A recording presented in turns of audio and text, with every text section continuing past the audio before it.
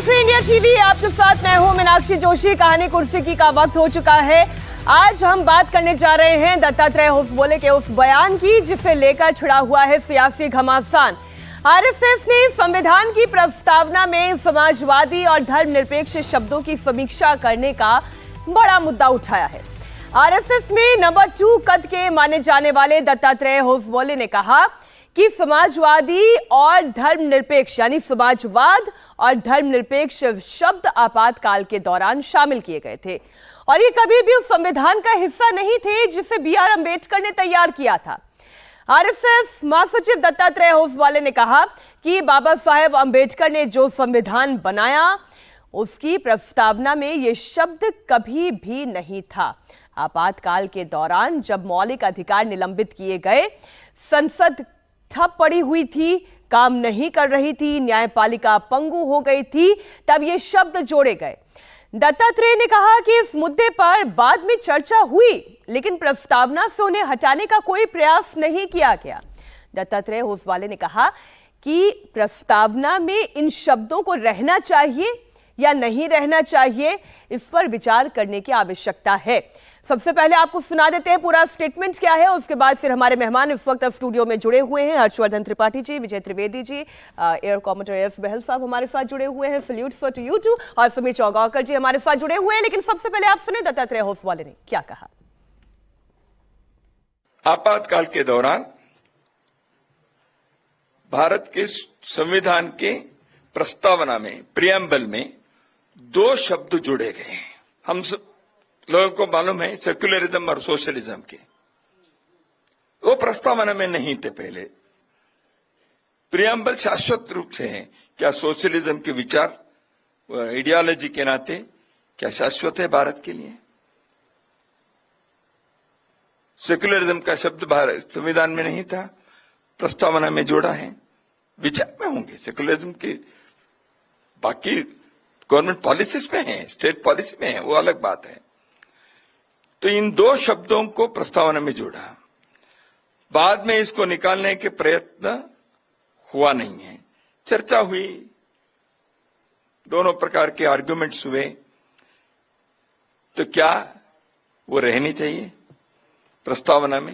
ये विचार होना चाहिए। बाबा साहेब अंबेडकर ने जो संविधान बनाया था उस के प्रस्तावना में ये 2 शब्द नहीं थे। तो इसके उद्देश्य क्या है, विचार किया जाए। इस इमरजेंसी में जब देश के मौलिक अधिकार नहीं थे, देश के संसद नहीं था, न्यायांग पंगु बन गया था, उस समय आपने इसको जोड़ दिया। तो इसलिए ऐसे कई बातें आज भी समीक्षा करने के लिए हैं।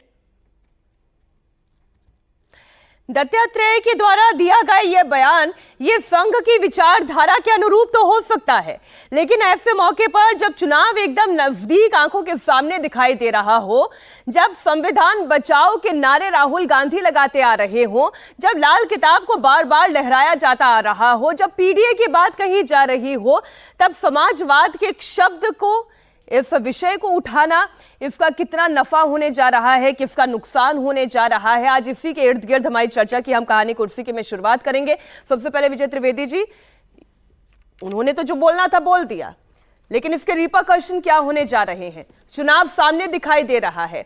पिछली मर्तबा याद है लालू यादव जी ने जब आरक्षण के मुद्दे को, यानी कि जब मोहन भागवत के एक बयान को उसको पकड़कर पूरे चुनाव में घुमाया था, तब बीजेपी की क्या हालत हुई थी, उन्हें कितना नुकसान झेलना पड़ा था। नीतीश और लालू साथ आकर खड़े हो गए थे, तब चुनाव का समीकरण क्या बैठा था, ये बीजेपी भी बहुत अच्छे से जानती है। और फिर ऐसे मौके पर यह बड़ा बयान और दत्तात्रेय होसबोले जो कि संघ में नंबर 2 है। बिल्कुल ठीक बात है। दत्तात्रेय होसबोले संघ की वॉइस नंबर 2 कहना तो अलग है, वो नंबर 1 है एक्चुअली, वो CEO ऑफ द संघ है। मतलब जो वो कहते हैं वही फाइनल वर्ड है, उसमें कोई इधर उधर की बात नहीं। उन्हें आप नंबर 2 कह दें, नंबर 1 कह दें, क्योंकि आरएसएस प्रमुख के तौर पर वो हो, लेकिन संघ का जो CEO होते हैं वो महासचिव या सर कार्यवाह होते हैं।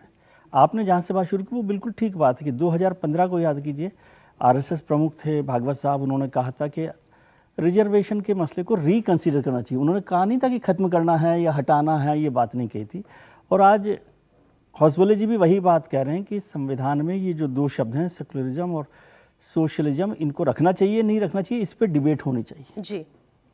15 से 2025 में बड़ा फर्क क्या आ गया कि अभी 2024 का चुनाव भारतीय जनता पार्टी ने संविधान हटाओ का जो इंडिया ब्लॉक का राहुल गांधी जी का नैरेटिव था, उसके चक्कर में बड़ा नुकसान उठाया है 63 सीटों का, उस नैरेटिव का। भले ही आप उसे फेक नैरेटिव कहें, सही नैरेटिव कहें, जो भी था, लेकिन उस नैरेटिव में ये कहा गया था कि यदि ये 400 पार आ गए तो संविधान बदल देंगे। अब जब आज दत्तात्रेय जी कह रहे हैं कि इन दोनों शब्दों को हटाने पर विचार करना चाहिए, उन्होंने नहीं कहा है, इसको भी थोड़ा सा स्पष्ट रखना चाहिए। उन्होंने कहा कि रहना चाहिए या नहीं रहना चाहिए, इस पर चर्चा होने की जरूरत है। लेकिन इसको जो अपोजिशन है वो उसको उसी तरह से लेगा कि भाई ये फिर से संविधान को बदलने की बात कर रहे हैं। अब वो संविधान को बदलने का नैरेटिव बिहार के चुनावों में फिर से वही जाति और आरक्षण को लेकर आ जाएगा, तो कितना असर करेगा ये तो बाद में देखने की बात है। लेकिन एक महत्वपूर्ण बात समझनी चाहिए कि ये दोनों शब्दों को लेकर 3 बड़े फैसले सुप्रीम कोर्ट के हुए हैं, समझे। एक है केशवानंद भारती का केस है जो 1973 का है, आप कहेंगे ये तो बाद ही 76 में हुआ है, लेकिन उसमें भी प्रियम्बल को लेकर और सोशलिज्म को लेकर बड़ा फैसला किया गया और बेसिक स्ट्रक्चर को लेकर बात की गई। फिर 1980 में मिनर्वा मिल्स का केस है जिसमें प्रियम्बल की बात की है, और 1994 का बॉम्बे केस है।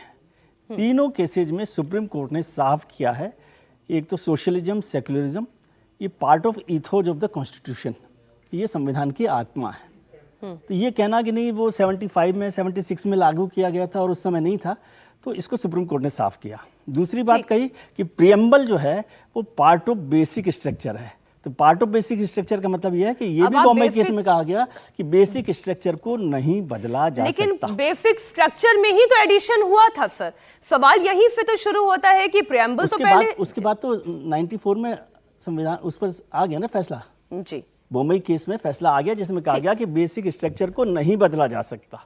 बहुत सारे मामले हुए हैं, अब इस पर आज इतनी लंबी चर्चा नहीं हो सकती कि गोलकनाथ केस में किस तरह से किया, केशवानंद भारती केस में कैसे हुआ, बॉम्बे केस में कैसे हुआ, मिनर्वा मिल्स में कैसे हुआ, लेकिन फाइनल वर्ड अभी तक सुप्रीम कोर्ट का ये है। और अभी भी संविधान और सुप्रीम कोर्ट की जो बहस हो रही है उसमें संसद के पास मौका है कि वो देखिए, लेकिन जो उसके नफा नुकसान की मैं बात करें, अब संविधान से धर्मनिरपेक्ष और समाजवाद शब्दों को हटाने वाली संघ की इस थ्योरी से ये ऑपोजिशन को एक मौका मिल गया है, और ये मौका कांग्रेस पार्टी को मिला है। और कांग्रेस की तरफ से सोशल मीडिया पर एक पोस्ट डाला गया जिसमें ये कहा गया कि बीजेपी और आरएसएस हमेशा से ही संविधान विरोधी रही है। कांग्रेस ने कहा कि आरएसएस बीजेपी बाबा साहेब के संविधान को खत्म करने की साजिश रच रही है। और आज प्रमोद तिवारी जो कांग्रेस के सीनियर लीडर हैं, उनका भी मैं बयान सुन रही थी, वो भी ये कह रहे थे ये तो हमें पहले से पता था, पहले आरक्षण को लेकर कह रहे थे और अब ये समाजवाद शब्द को लेकर कह रहे हैं। एक बार फिर से संविधान बचाओ फ्रंट वैसे ही खड़ा हो जाएगा हर्षवर्धन जी? नहीं, बड़ा मैं तो आश्चर्यचकित हूँ इस बहस को लेकर, और मुझे इस पर भी बड़ा आश्चर्य हुआ कि विजय जी ने कहा कि 94 में सुप्रीम कोर्ट ने तय कर दिया कि नहीं ठीक है, आपातकाल में जो हत्या कर दी थी इंदिरा गांधी ने संविधान की वो ठीक है। मतलब संविधान की हत्या कर देगी कोई सरकार और उसको सुप्रीम कोर्ट किसी फैसले में किसी संदर्भ में बोल देगा, वो मान लिया जाएगा? इस देश के लोगों को पता होना चाहिए ना कि सोवरेन डेमोक्रेटिक कंट्री है, सोशलिस्ट और सेकुलरिस्ट ये जोड़ा गया, सोशलिज्म सेकुलरिज्म जोड़ा गया मतलब क्या कि किसी के दिमाग में नहीं था। फिर एक इसकी सफाई आनी चाहिए, बाकायदा संविधान सभा में इस पर बहस हुई, बाबा साहब अंबेडकर ने जो कुछ कहा है सोशलिज्म पर वो सुन लेना चाहिए। क्या इस देश में जो कैपिटलिस्ट होगा वो द्वितीय दर्जे का नागरिक है? एक सामान्य प्रश्न नहीं खड़ा होता है? और अखिल भारतीय विद्यार्थी परिषद उस आंदोलन में था जिससे निकलकर संघ के प्रचारक रहे, उस लंबे समय तक राष्ट्रीय संगठन मंत्री रहे, अभी सरकार वहां है। कल उन्होंने जो कहा, चूंकि उस कार्यक्रम में मैं भी उपस्थित था, उन्होंने कहा कि जो चीजें प्रस्तावना में है, शाश्वत जो भाव है, उस शाश्वत भाव में क्या ये दोनों शब्द जुड़ते हैं? क्योंकि जब हम सोवरेन डेमोक्रेटिक कंट्री की बात करते हैं तो ये प्रियम्बल का शाश्वत भाव है, जस्टिस होना चाहिए। मैं तो भाव से आगे की बात कर रही हूं ना, ये तो जनता डिसाइड करेगी कि इसका नफा होने जा रहा है या नुकसान होने जा रहा है। संघ ने जो बात कही, दत्तात्रेय ने जो बात कही, क्या उससे बिहार इलेक्शन में बीजेपी को नुकसान नहीं हो जाएगा? क्या इसका फायदा लालू प्रसाद यादव नहीं उठाने जाएंगे? वो ये नहीं कर सकते कि भाई आपकी थ्योरी तो हमेशा से समाजवाद के खिलाफ रही है, देखें आरएसएस क्या कह रही है। समाजवाद के खिलाफ तो कांग्रेस भी रही है। एकवाद इस देश की पहचान कैसे हो सकता है? इतना शर्मनाक बयान कैसे कोई दे सकता है? एकवाद भारत की पहचान हो जाएगा? भारत जो हजारों वर्षों की सभ्यता है वो एक समाजवाद जो नया नया पैदा हुआ शब्द है वो उसके साथ जुड़ जाएगा।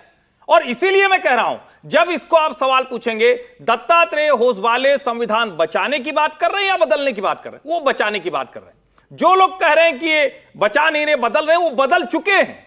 इन दोनों चीजों को आप साफ साफ देखिए ना। जब आपातकाल के दौरान 42वें संविधान संशोधन में इंदिरा गांधी ने देश पर डंडा चलाया, देश के लोगों के हर अधिकार को छीन लिया, किसी को भी उठाकर रात में जेल में डाल दिया, किसी को भी कहीं जा रहा है तो बंद कर दिया, जो गूंगा था उसके ऊपर देशद्रोह के नारे लगाने का आरोप लगा दिया, यानी जो बोल ही नहीं सकता था।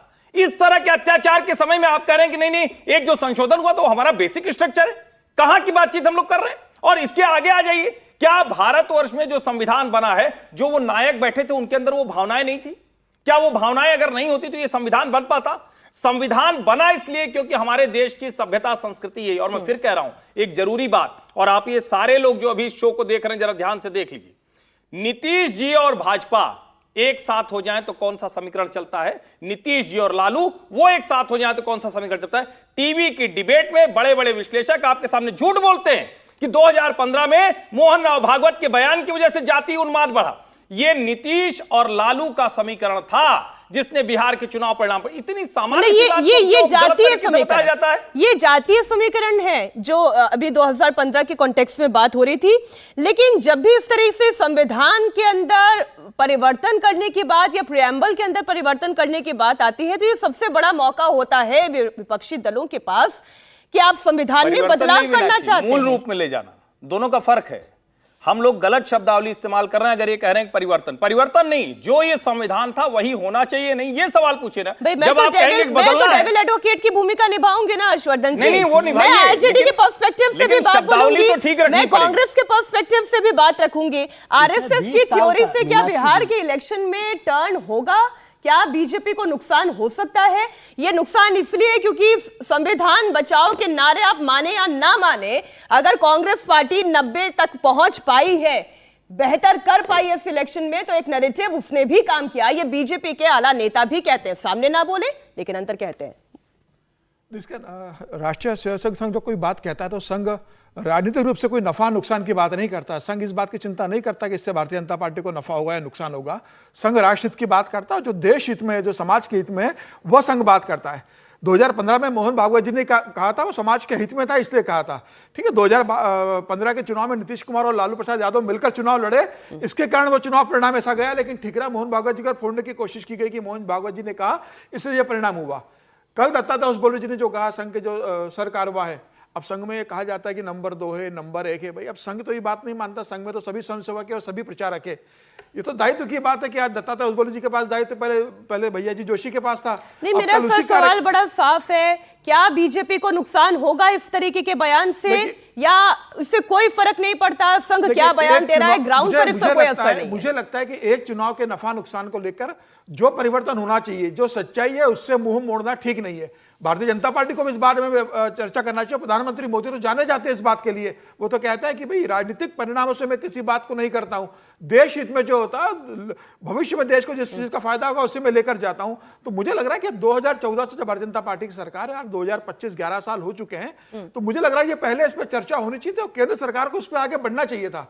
संघ के सरकारवा ने जो कल कहा है, मुझे लग रहा है कि ये संघ के विचार है और भारतीय जनता पार्टी का शीर्ष आप ये कह रहे हैं संघ के विचार हैं, संघ तक सीमित है, इसका इलेक्शन पर कोई इंप्लीकेशन नहीं है? यस और नो? नहीं, मुझे नहीं लगता कि इसका बहुत चुनाव में असर पड़ने वाला है। चुनाव अपने जातिगत समीकरणों से लड़े जाते हैं, अपने राजनीतिक समीकरणों से लड़े जाते हैं, कई और मामले होते हैं।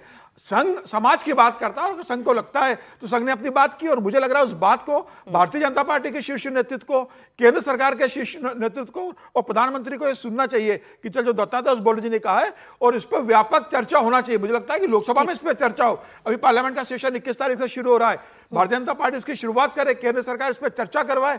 और मुझे लग रहा है कि अगर केंद्र सरकार को लगता है तो फिर वापस जो 2 शब्द इंदिरा गांधी ने उस समय जोड़ दिए थे, समाजवाद और धर्मनिरपेक्ष, मुझे लगता है कि अब यह समय है कि उसे वहां से हटाने के लिए केंद्र सरकार आपको लग रहा है। लेकिन अगर ये बीजेपी को लग रहा होता विजय जी, तो बीजेपी इस पर बोलती ना। शायद बीजेपी अभी इस तरीके की किसी भी चर्चा में नहीं जाना चाहती जहां पर संविधान को बदलने या जैसे हर्षवर्धन जी कह रहे हैं उसे अपने मूल रूप में लाने या किसी परिवर्तन के लिए बीजेपी करती ना, नहीं कर रही है चर्चा, नहीं इस बात को आगे बढ़ा रही, क्योंकि वो भी समझ रही है कि इससे नुकसान हो सकता है।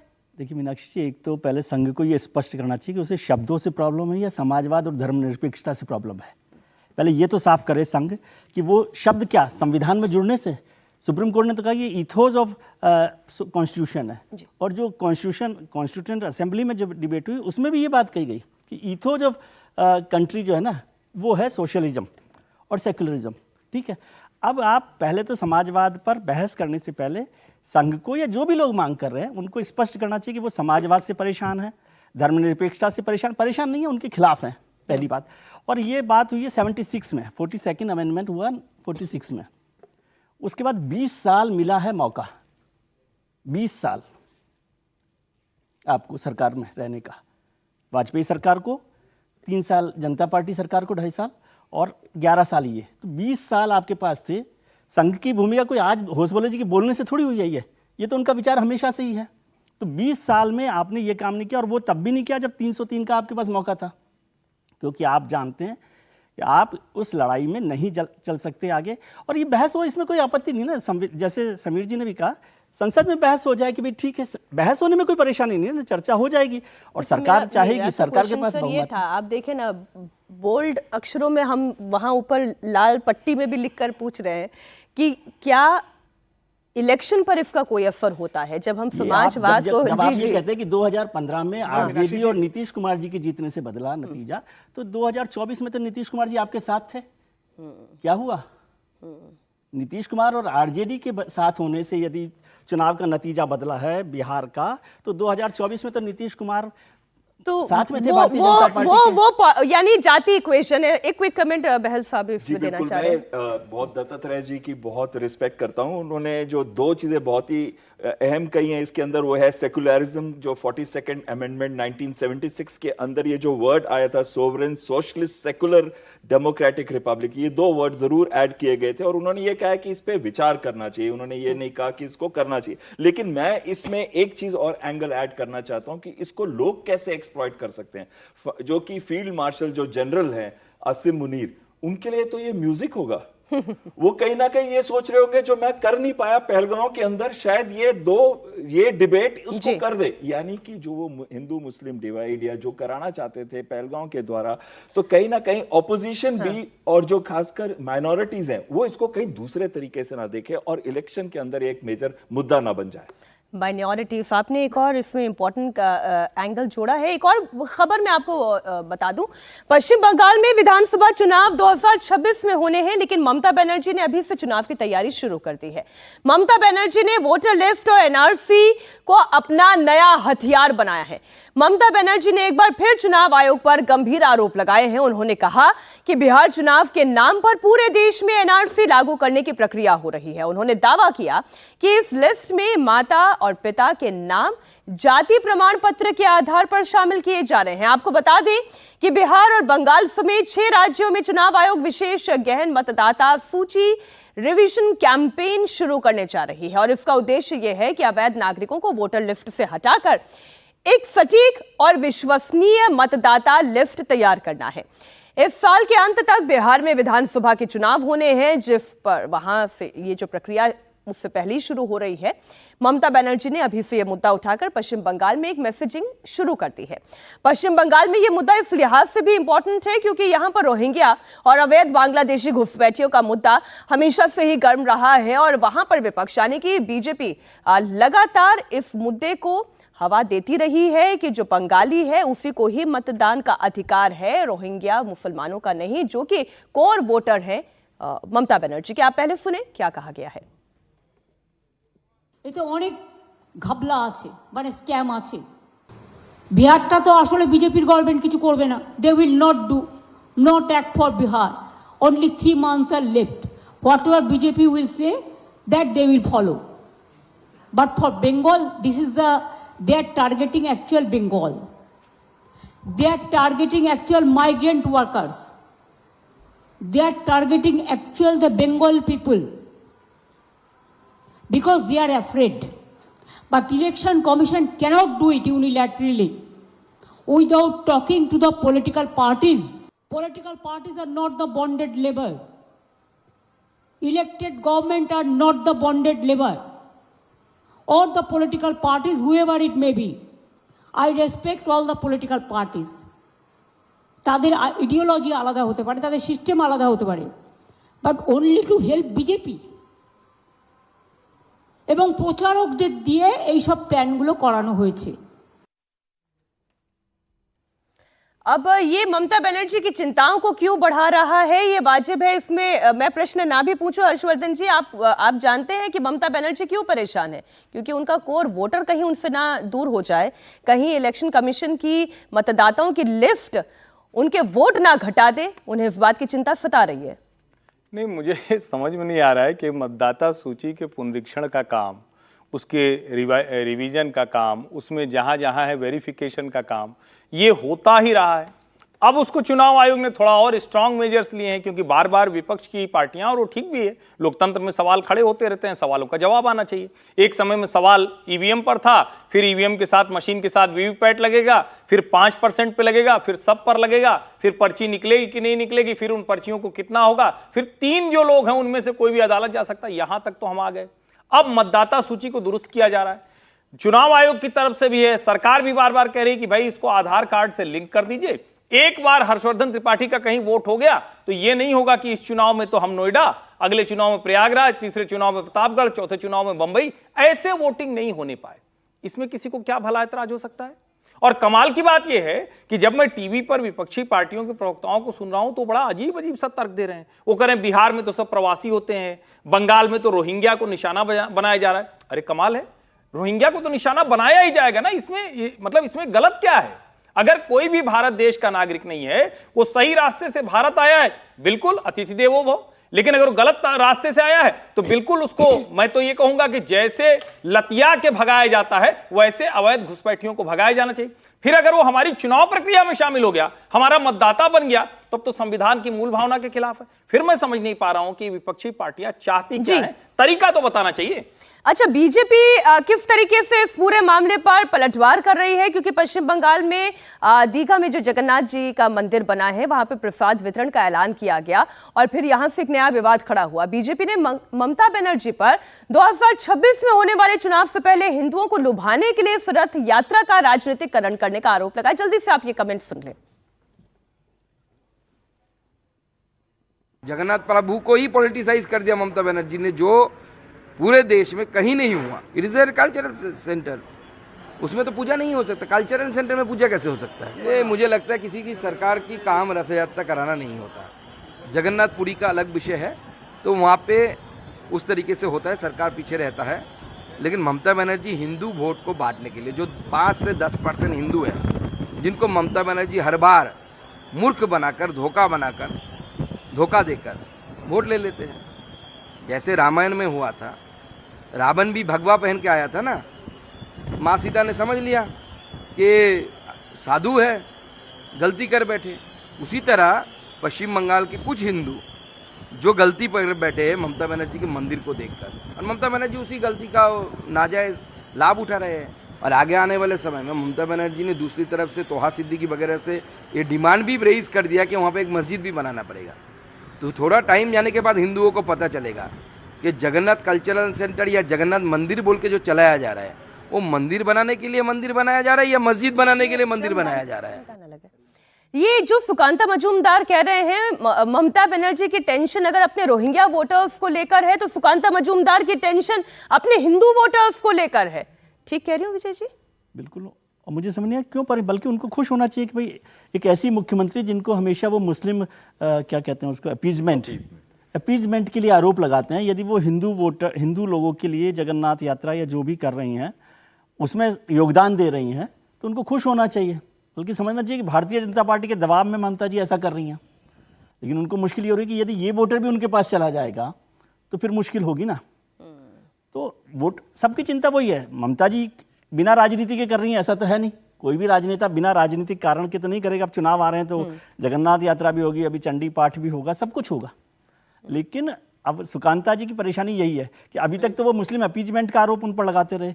अब जगन्नाथ यात्रा भी वही निकालेंगे तो फिर सुकांता जी क्या करेंगे?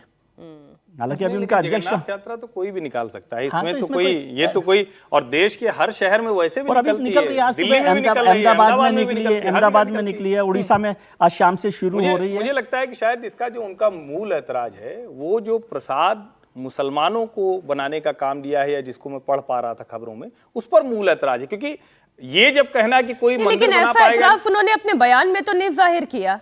नहीं, मैं जो खबरों वो में तो पढ़ा यात्रा था, को लेकर ये आप कह रहे हैं ना, कि अगर लेकिन वो यात्रा सुकांता को लेकर मजूमदार है, के बयान को मैं तो ये देखूं, तो विचित्र है, इसको तो कोई भी नहीं समझ पाएगा। अगर सुकांत मजूमदार कह रहे हैं कि यात्रा नहीं निकालनी चाहिए, बिल्कुल निकालनी डिरेल चाहिए। हो गए क्या अपने सबको बयान अधिकार में? है। मुझे लगता है सुकांत मुजुमदार का बयान मूर्खतापूर्ण बयान है, अगर स्पष्ट भाषा में कहूं तो, कि आप कैसे कह सकते हो कि राज्य की मुख्यमंत्री, अगर राम मंदिर की पूजा आपने की थी लोकसभा चुनाव के पहले, उसके पहले प्रसाद घर घर आपने बंटवाया था, तब आप ये आरोप लगे थे कि आप हिंदू वोट के लिए कर रहे हो। आज ममता बनर्जी ये कर रही है, तो आप कह रहे हो कि बंगाल में हिंदू वोट के लिए ममता बनर्जी कर सरकार रही ने है। थोड़ी ना घर घर बंटवाया था, नहीं, वो तो पार्टी ने VHP बंटवाया का तो काम पार्टी था। के वर्कर ही बांट रहे होंगे ना उसके अंदर, भूमिका निभा रहे पश्चिम होंगे। बंगाल सरकार आप थोड़ी उसको बांट रही है। क्यों ले रहे हो? क्या हिंदू वोट पर क्या भारतीय जनता पार्टी का सुकांत मुजुमदार का कॉपीराइट है क्या? अगर जी। ममता बनर्जी ने अगर वहां दीघा में मंदिर बनवाया जगन्नाथ का और काम हो रहा है, तो खुशी की बात है, अच्छी बात है ना। आप जनता के बीच अपने काम को लेकर जाइए। अब ये क्यों कहते हैं कि भाई आप हिंदू वोट है, आप हिंदू वोटर से भारतीय जनता पार्टी को वोट करेगा, मुसलमान खाली ममता बनर्जी को वोट करेगा? भारतीय जनता पार्टी को भी मुसलमान वोट मिलना चाहिए, क्योंकि भारतीय जनता पार्टी इतना अच्छा केंद्र में काम कर रही है। इस तरीके से बात करना कि भाई ममता बनर्जी सिर्फ वोटों के लिए कर रही है, मुझे लगता है ये गलत है।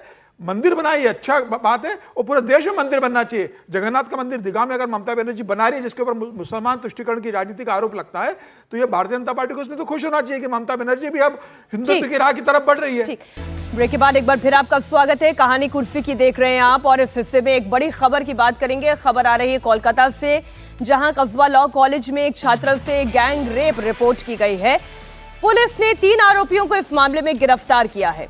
एक आरोपी लॉ कॉलेज का पूर्व छात्र है, तो 2 आरोपी लॉ कॉलेज के मौजूदा छात्र हैं, और कॉलेज के अंदर, कॉलेज के प्रीमाइसेस में ही इस वारदात को अंजाम दिया गया। कोलकाता पुलिस ने मनोजीत मिश्रा को अरेस्ट किया है।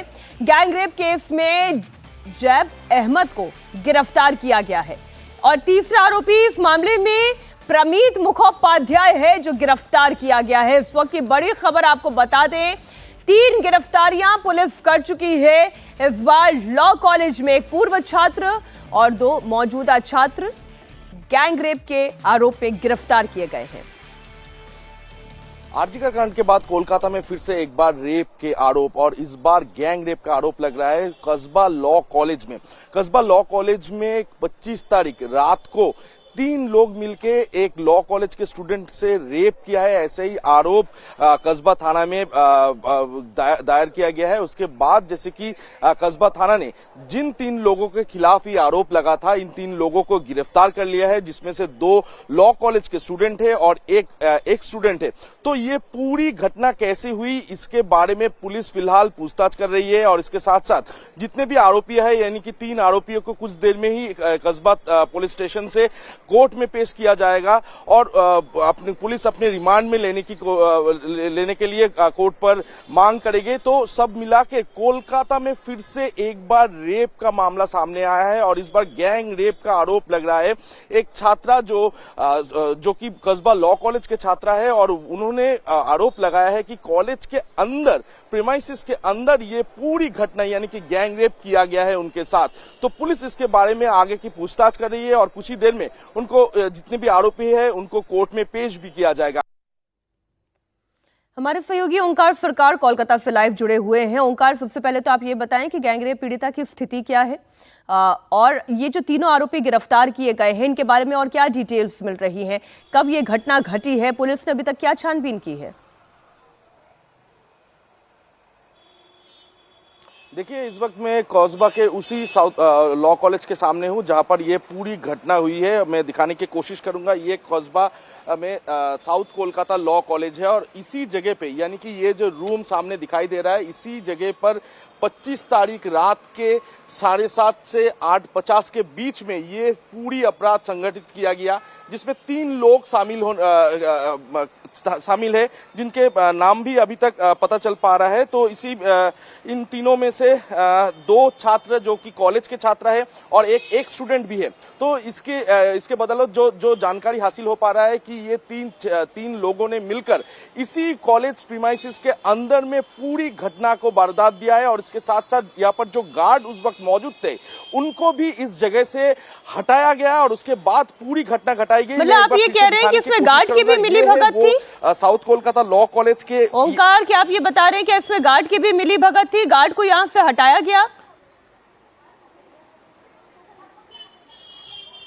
जी देखिए, गार्ड को यहां से हटाया गया था। ऐसे ही पुलिस को प्राइमरी जो जानकारी है वो मिल पाई है।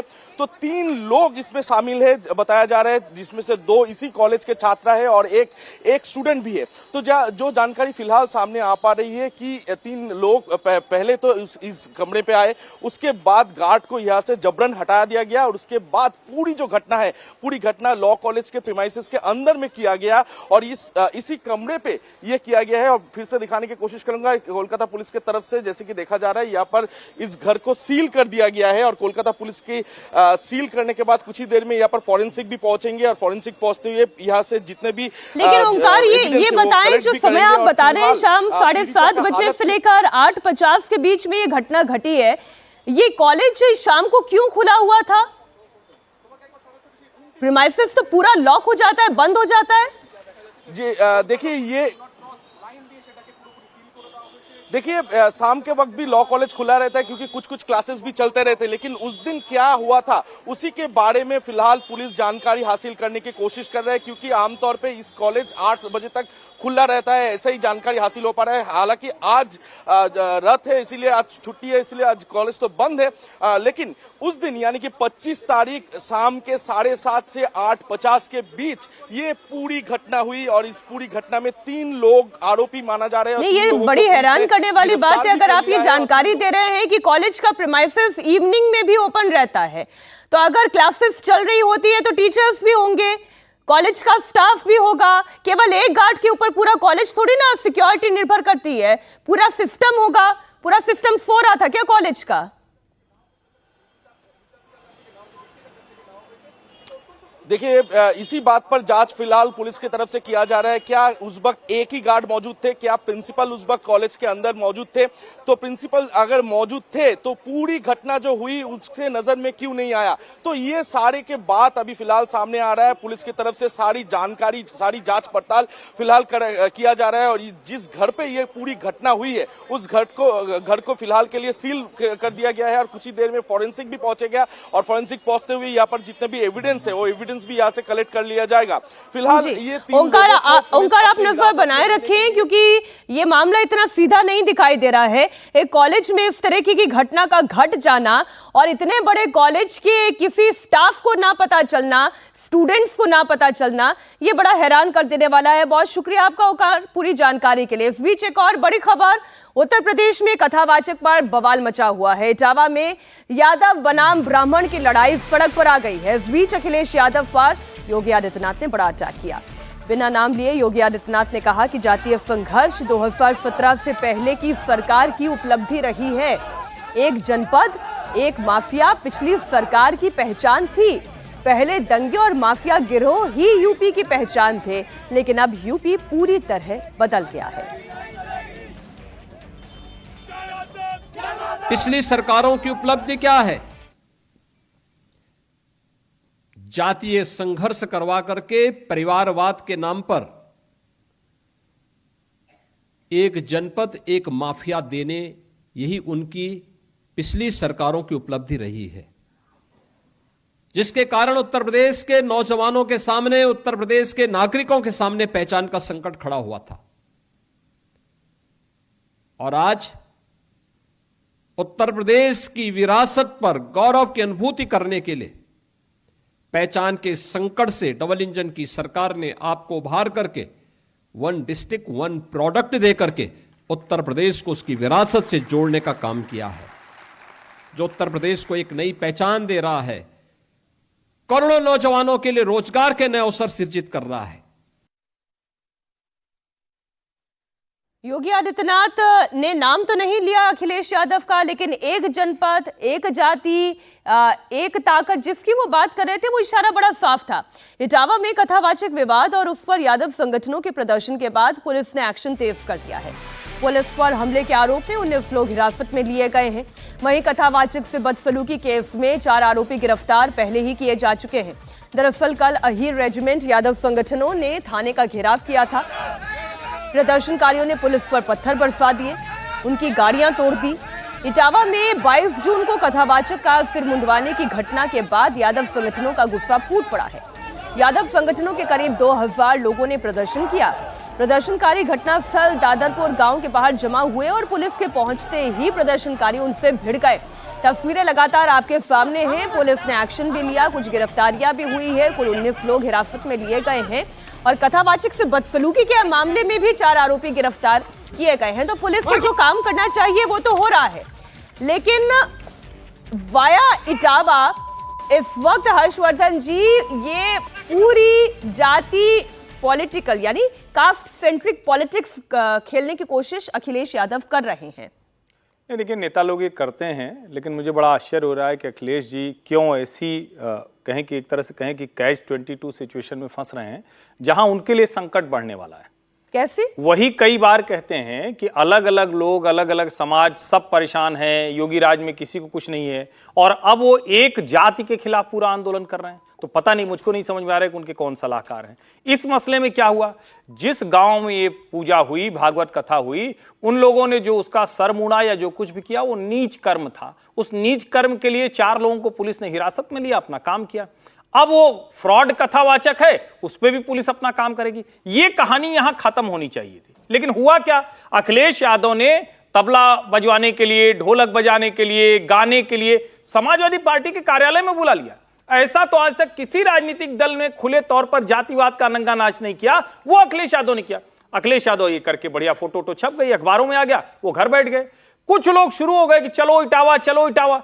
19 लड़के जेल में हैं, वो सब यादव समाज के ही होंगे।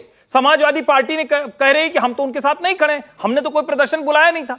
मेरी मुश्किल यह है कि इस तरह से जब कानून हाथ में लेने का आह्वान किया जाता है और उसके आधार पर कुछ नौजवान पहुंच जाते हैं, तो नुकसान किसका है? चाहे यादव समाज का होगा, या हो सकता है कि कुछ ब्राह्मण सभा पैदा हो जाए, वो भी कुछ कुछ बयान दे रही होगी, उसके कुछ लोग पहुंच जाएंगे। मेरा यह मानना है पूरी तरह से कानून व्यवस्था का मसला था। इसमें जो भी जाति एंगल है, उन लोगों को उसके आधार पर कार्रवाई करनी चाहिए थी, और कार्रवाई हुई भी, पुलिस ने कार्रवाई की। लेकिन जो नेता कूदे हैं वो समाज में जाट बांटने का काम कर रहे हैं, राजनीतिक लाभ मिलेगा इसमें मुझे संदेह दिखता है। समीर जी, आपको लगता है राजनीतिक लाभ इसमें मिलेगा समाजवादी पार्टी को, या कोई भी यादव संगठन हो? अब ये जो गगन यादव भी हैं, इनकी अपनी हैसियत क्या है राजनीति में वो हम सब जानते हैं। ये अपना रेजिमेंट पर नहीं जाएंगे, लेकिन जो ये चर्चा चल रही है, यादव बनाम ब्राह्मण करने की जो कोशिश कर रही है, क्या इसमें सफल हो पाएंगे अखिलेश यादव? इस तरह की कोई भी अगर घटना घटती है तो राजनीतिक लाभ लेने का राजनीतिक दल कोशिश करते हैं। अखिलेश यादव का तो यादव वोट बैंक, तो अखिलेश यादव का ही वोट बैंक है, कोई भारतीय जनता पार्टी या किसी अन्य दल का तो नहीं है। इस पूरे जिस तरीके से जो घटना घट रही है उससे अखिलेश यादव को नुकसान ज्यादा हुआ है राजनीतिक रूप से।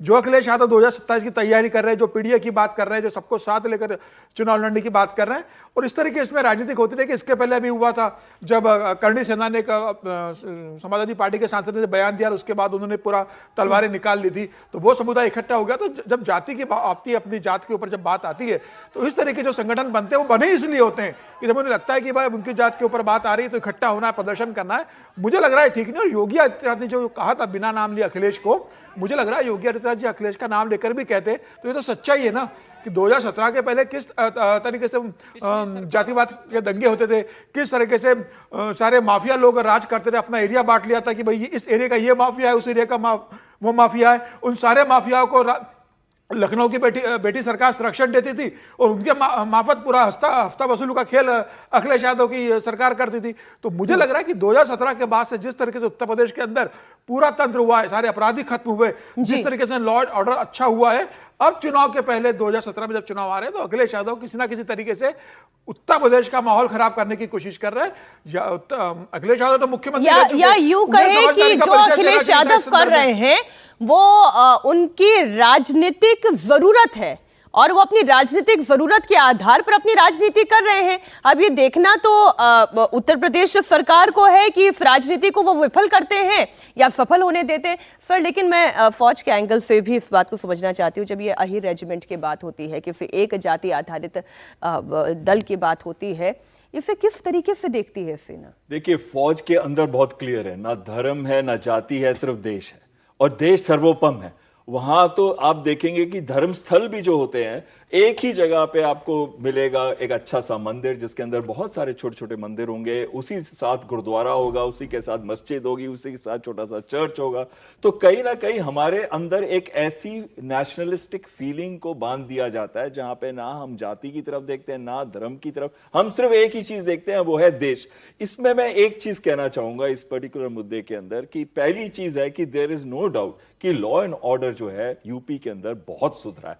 आप रोज देखते हैं पिक्चरें कि कैसे जो एलिमेंट्स हैं, टेरर एलिमेंट्स, मैं इनको आतंकी नहीं कहूंगा, बट वो वाले एलिमेंट्स जो समाज के अंदर टेरर, एंटी सोशल एलिमेंट्स, उनके ऊपर आप देखें किसी के पैर पे टांग पे गोली लगी होती है, किसी का कुछ, तो कहीं ना कहीं लॉ एंड ऑर्डर में सॉलिड इंप्रूवमेंट है। दूसरी चीज आती है, ये 2 क्रिमिनल एक्ट्स थे, ये क्रिमिनल एक्ट्स को अब बनाया जा रहा राजनीतिक एक्ट्स। तो क्रिमिनल एक्ट्स पहला है जो बदतमीजी या दुर्व्यवहार किया गया जो कथावाचक था उसके साथ, और दूसरा है जो कथावाचक का फ्रॉड होने की जो बातें आई हैं, जो इनकरेक्ट आइडेंटिटी कार्ड थे, अलग अलग आइडेंटिटी कार्ड थे, या फिर महिला के साथ दुर्व्यवहार था। तो कहीं ना कहीं ये जो 2 क्रिमिनल एक्ट है उसका फायदा उठा के वोट कंसोलिडेशन की कोशिश की जा रही है।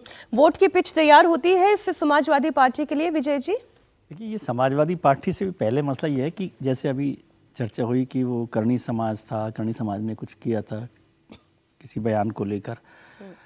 यहाँ पर क्या है, फर्स्ट स्टेप में जो पॉलिटिकल लीडरशिप ग्रो कर रही है ना, जिनको अभी राजनीति में जगह नहीं मिली है, उनको ये सब चीज़ें बड़ा मौका देती हैं कि कभी करणी समाज के नाम पर कुछ खड़े हो जाएं तलवारें लेकर, उनका चेहरा आ जाए, रेजिमेंट हो गई है, क्योंकि अभी वो नाम आ गया कि समाजवादी पार्टी के नेता नहीं बने, भारतीय जनता पार्टी के नेता नहीं बने, या किसी भी पार्टी के। तो वो फर्स्ट स्टेप वाले जो लोग हैं, अपनी दुकान बनाने के लिए, अपनी पॉलिटिकल जमीन को मजबूत करने के लिए इस तरह के काम करते हैं। अखिलेश जी को कोई इससे बड़ा फायदा होगा मुझे ऐसा नहीं लगता। और जैसे हर्ष जी ने कहा वो बिल्कुल ठीक बात थी, पहले दोनों बातें हो गई, उसमें जिन लोगों को गिरफ्तार करना था वो गिरफ्तार हो गए, उनके खिलाफ जो मामले थे वो भी हो गए, और वहाँ बुलाकर उनको करने से कोई यादव वाला मसला, कोई बड़ा फैसला नहीं होने वाला, कोई फायदा नहीं होने वाला। लेकिन सब राजनीतिक दल इसी तरह से करते हैं। जो हुआ था उसमें करणी समाज वाले मामले में, वो भी वैसी की वैसी राजनीति थी, तो उसको भी ध्यान रखिए। और यहाँ जो हो रही है, लेकिन आप ये एक पैटर्न नहीं देख रहे, रह रहकर इस तरीके के मुद्दे ढूंढे जा रहे हैं, या ये ऐसे मुद्दे क्रिएट हो जा रहे हैं, क्रिएट होते जा रहे हैं, और उसको किसी भी बहाने से आप गर्म कर देते हैं, और उससे सोशल टेम्परामेंट भी बढ़ता है, सोशल टेम्परेचर पहले सांसद आपने चूक जहां पे फिक्र भाषा विवाद को लेकर जो उद्धव ठाकरे आएंगे सर, महाराष्ट्र के ऊपर हम पूरा समय देने जा रहे हैं। महाराष्ट्र के लिए हमने अलग से पूरी जो है तैयारी करके रखी है, बात महाराष्ट्र की भी होगी, लेकिन थोड़ी सी उत्तर प्रदेश की बात हम इसलिए कर रहे हैं क्योंकि उत्तर प्रदेश की जो राजनीति का आप देखें सेटलमेंट है वो बिहार से मिलता जुलता है, क्योंकि वहां पर भी वही जाति दोनों ही राज्यों में वही हो रहा है। अभी बिहार में भी राष्ट्रीय जनता दल की एक प्रवक्ता के ऊपर बहुत ही घिनौना एक व्यक्ति ने टिप्पणी की।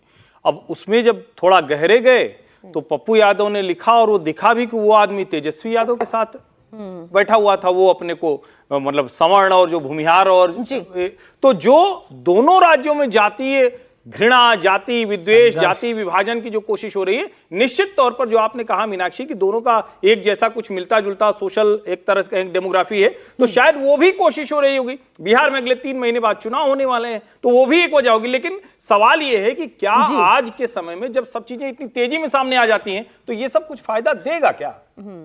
ये जनता तय करती है। ठीक वैसे ही अब महाराष्ट्र, क्योंकि समीर जी आपने बात कर दी, तो बात महाराष्ट्र की सियासत की करना यह हमारे लिए जिम्मेदारी भी और ऑब्लिगेशन भी है। महाराष्ट्र में एक तरफ उद्धव ठाकरे हैं, दूसरी तरफ राज ठाकरे हैं, लेकिन दोनों एक साथ जब एक तस्वीर में साथ दिखाई देते हैं तो नई खिचड़ी पक रही है क्या? सवाल ये पैदा होता है। हिंदी को तीसरी अनिवार्य भाषा बनाए जाने को लेकर ये दोनों भाई साथ आ गए हैं। एमएनएफ और शिवसेना उद्धव गुट एक साथ विरोध करने जा रहे हैं इसका। शिवसेना यूबीटी के नेता संजय राउत ने सोशल मीडिया प्लेटफॉर्म एक्स पर जानकारी दी महाराष्ट्र में हिंदी को तीसरी अनिवार्य भाषा बनाने के विरोध में एकजुट होकर प्रोटेस्ट किया जाएगा। उन्होंने लिखा कि महाराष्ट्र की पुरानी ग्लोरी वापस लाई जाएगी। अब देखिए, दो बातें हो सकती है। एक ग्लोरी वो जो इस तस्वीर में पीछे बाला साहेब ठाकरे की दिखाई दे रही है, उनकी लेगेसी की दिखाई दे रही है। उनकी पार्टी टूट चुकी है, यानी कि शिवसेना का चाहे नाम हो, चाहे प्रतीक चिन्ह हो, चुनाव चिन्ह हो, वो सब कुछ जा चुका है। क्यों? क्योंकि पार्टी कमजोर हो चुकी है। और इधर अगर हम राज ठाकरे की भी बात करें तो राज ठाकरे की भी पार्टी की स्थिति कोई बहुत बेहतर नहीं है। तो भाषा ही सही, भाषा के नाम पर अगर दोनों भाई साथ आते हैं, पहले तो साथ आएंगे क्या ये रिश्ता तस्वीरों से ज्यादा बढ़कर समीर जी दिल का रिश्ता बनेगा क्या? संजय राउत की बाइट भी हम सुनाएंगे, लेकिन वो बयान भी हम दिखाएंगे, लेकिन पहले इस पर एक क्विक कमेंट। देखिए, दिल का रिश्ता बने या नहीं बने, वोट का रिश्ता जरूर बन जाएगा ये बीएमसी चुनाव को लेकर जिस तरीके से अभी हुआ है। देखिए, ये मौका किसने उपलब्ध करा दिया उद्धव ठाकरे और राज ठाकरे को करीब आने के लिए, मराठी अस्मिता की बात करने का? तो भारतीय जनता पार्टी की सरकार ने कराया ना। जब त्रिभाषा की बात आई तो आपने कहा मराठी इंग्लिश के बाद तीसरी भाषा हिंदी अनिवार्य होगी। भाभा भूसे जो है अभी शिक्षा मंत्री है वो सेकुलर निकाल देते हैं। जब विवाद होता है तो देवेंद्र फडणवीस मुख्यमंत्री कहते हैं कि नहीं, वो तीसरी भाषा हिंदी अनिवार्य नहीं होगी, कोई भी वैकल्पिक भाषा आप ले सकते हो। लेकिन ये मुद्दा बैठे बिठाया उद्धव ठाकरे और राज ठाकरे को मिल गया, जो राजनीतिक रूप से महाराष्ट्र की राजनीति में हाशिए पर लगभग चले गए थे। अब चूंकि मुंबई में 3 से 4 महीने के अंदर कॉर्पोरेशन के चुनाव होने वाले, 29 नगरीय निकाय के चुनाव होंगे, जिसमें मुंबई सबसे बड़ा है, ठाणे है, पुणे है, जैसे बड़े नगर निकाय आएंगे जहां मराठी एक बड़ा वोट बैंक है। अगर बंबई महानगर की बात करें तो 227 सीटों में से 100 सीटें ऐसी है जो मराठी प्रभुत्व वाली है। आप कह रहे हैं कि मुद्दा भाषा का नहीं है, मुद्दा बीएमसी चुनाव का है। निश्चित रूप से है। बीएमसी चुनाव के मराठी वोटर की अगर बात की जा रही है, उद्धव ठाकरे ने तो कल बोल दिया कि भाई हम हिंदू हैं लेकिन हम हिंदी नहीं है, हम मराठी अस्मिता की हम बात करेंगे और बटेंगे तो कटेंगे। उन्होंने मराठियों को बोला है कि अगर आप बटोगे तो कटोगे, आपको बटना नहीं, सारे मराठी इकट्ठे हो जाएंगे। बटेंगे कटेंगे ये चुनावी जुमला जो है, ये नारा जो है अभी तक चल रहा है। मैं जरा एक बार रिएक्शंस बता देती हूँ समीर जी दर्शकों को। संजय राउत ने पहले तो जो पोस्ट लिखी है उसके साथ एक तस्वीर लगाई जिसमें उद्धव ठाकरे, राज ठाकरे, हमने आपको ये तस्वीरें दिखाई, एक साथ दिखाई दे रहे हैं और माना यह जा रहा है कि संकेत दोनों भाइयों के बीच बढ़ रही नजदीकियों का है। और पुरानी ग्लोरी का मतलब यह है कि बाला साहेब ठाकरे की शिवसेना की ओर ये इशारा है। और ये 3 भाषा का ये जो फॉर्मूला है, इसके तहत महाराष्ट्र के स्कूलों में पहली कक्षा से हिंदी को लागू किया जा रहा है, जिसका राज ठाकरे विरोध कर रहे हैं। अब इससे जुड़े हुए जितने भी रिएक्शन हैं वो एक एक करके आप सुन ले और फिर चर्चा को थोड़ा सा और आगे बढ़ाएंगे। आंदोलनाची सुरुवात असेल, कारण 2च आंदोलन करून हे आंदोलन काय थांबणार नाही। हे आंदोलन पुढे जोपर्यंत ही सक्ती मागे घेतली जाणार नाही तोपर्यंत चालू राहील। तसं पाहिलं तर मुळामध्ये हा विषय 5 मिनिटांमध्ये संपण्यासारखा आहे। मुख्यमंत्र्यांनी जर का जाहीर केलं की मी माझ्या राज्यामध्ये हिंदीची सक्ती करणार नाही, होऊ देणार नाही, त्याच्यासाठी सादरीकरण करण्याची काही गरज नाही आहे। आणि हे दळण कशासाठी दळताय? म्हणजे परत तुम्ही जी काय म्हणजे भाजपने जी काही घोषणा केली होती बटेंगे तो कटेंगे, म्हणजे आता बाटेंगे आणि काटेंगे असं त्यांचं एक धोरण दिसतंय की जी काही एक चांगली एकजिन्सीपणा या सर्व इतर भाषिक आणि मराठी भाषिकांमध्ये राज्यात आणि मुंबईमध्ये आहे, त्याच्यात कुठेतरी मिठाचा नाही तर विषाचा खडा हे टाकतायत। हा माझा स्पष्ट आरोप नाही तर माझा समज आहे की हे चांगलं सगळं चाललंय त्याच्यामध्ये हा विषाचा खडा टाकतायत। कारण हिंदी भाषेला विरोध आम्ही केलेला नाही, पण हिंदी सक्तीला विरोध आमचा आहे आणि तो राहणार। संपूर्ण गोष्टीला आमचा पूर्णपणे विरोध असेल, आहे, राहणार। हिंदी किंवा इतर कुठच्याही भाषेची सक्ती महाराष्ट्रामध्ये होऊ देणार नाही म्हणजे नाही। आणि या गोष्टींसाठी म्हणून मी सर्व पक्षांना आवाहन करतोय की येत्या 6 जुलैला गिरगाव चौपाटीवरून मोर्चा काढायचा निर्णय आम्ही घेतलेला आहे। त्या संपूर्ण मोर्चामध्ये कुठेही कोणताही झेंडा नसेल। तो संपूर्ण मोर्चा हा मराठी माणसाचा असेल। माझं उद्धवजींना एवढंच सांगणं असेल की मराठी भाषेमध्ये टोमण्यापेक्षा चांगले अलंकार आहेत, त्या अलंकाराचा त्यांनी उपयोग केला तर अधिक चांगलं होईल। यापेक्षा जास्त मला काहीच सांगायचं नाही, कारण हिंदी सक्ती नाहीच, मराठी सक्ती आहे, हिंदी ऑप्शनल आहे। अब देखिए, हिंदी को अनिवार्य बता रहा है कौन? उद्धव ठाकरे और राज ठाकरे बता रहे हैं, लेकिन देवेंद्र फडणवीस मुख्यमंत्री ये बता रहे हैं कि अनिवार्य नहीं है, ये ऑप्शनल है। और इसी ट्रैक पर इस वक्त शरद पवार भी चल रहे हैं महाविकास अघाड़ी में, यानी कि ट्रैक सबके अलग अलग है, सब अपने अपने तरीके से पॉलिटिक्स लड़ रहे हैं। विजय जी, इस पर जल्दी से आपका एक कमेंट। ये भाषा के नाम पर है, वोट के नाम पर है, दोनों भाई साथ आने वाले बीएमसी चुनाव के नाम पर है, क्या हो रहा है महाराष्ट्र में? मिलकर एक साथ हो रहा है, सब एक साथ। बीएमसी का चुनाव भी आ रहा है, आपने मौका दे दिया है। और राज ठाकरे का तो पूरा स्टैंड, शिवसेना का स्टैंड तो हमेशा से ही हिंदी भाषियों के खिलाफ रहा है, उत्तर भारतीयों के खिलाफ रहा है।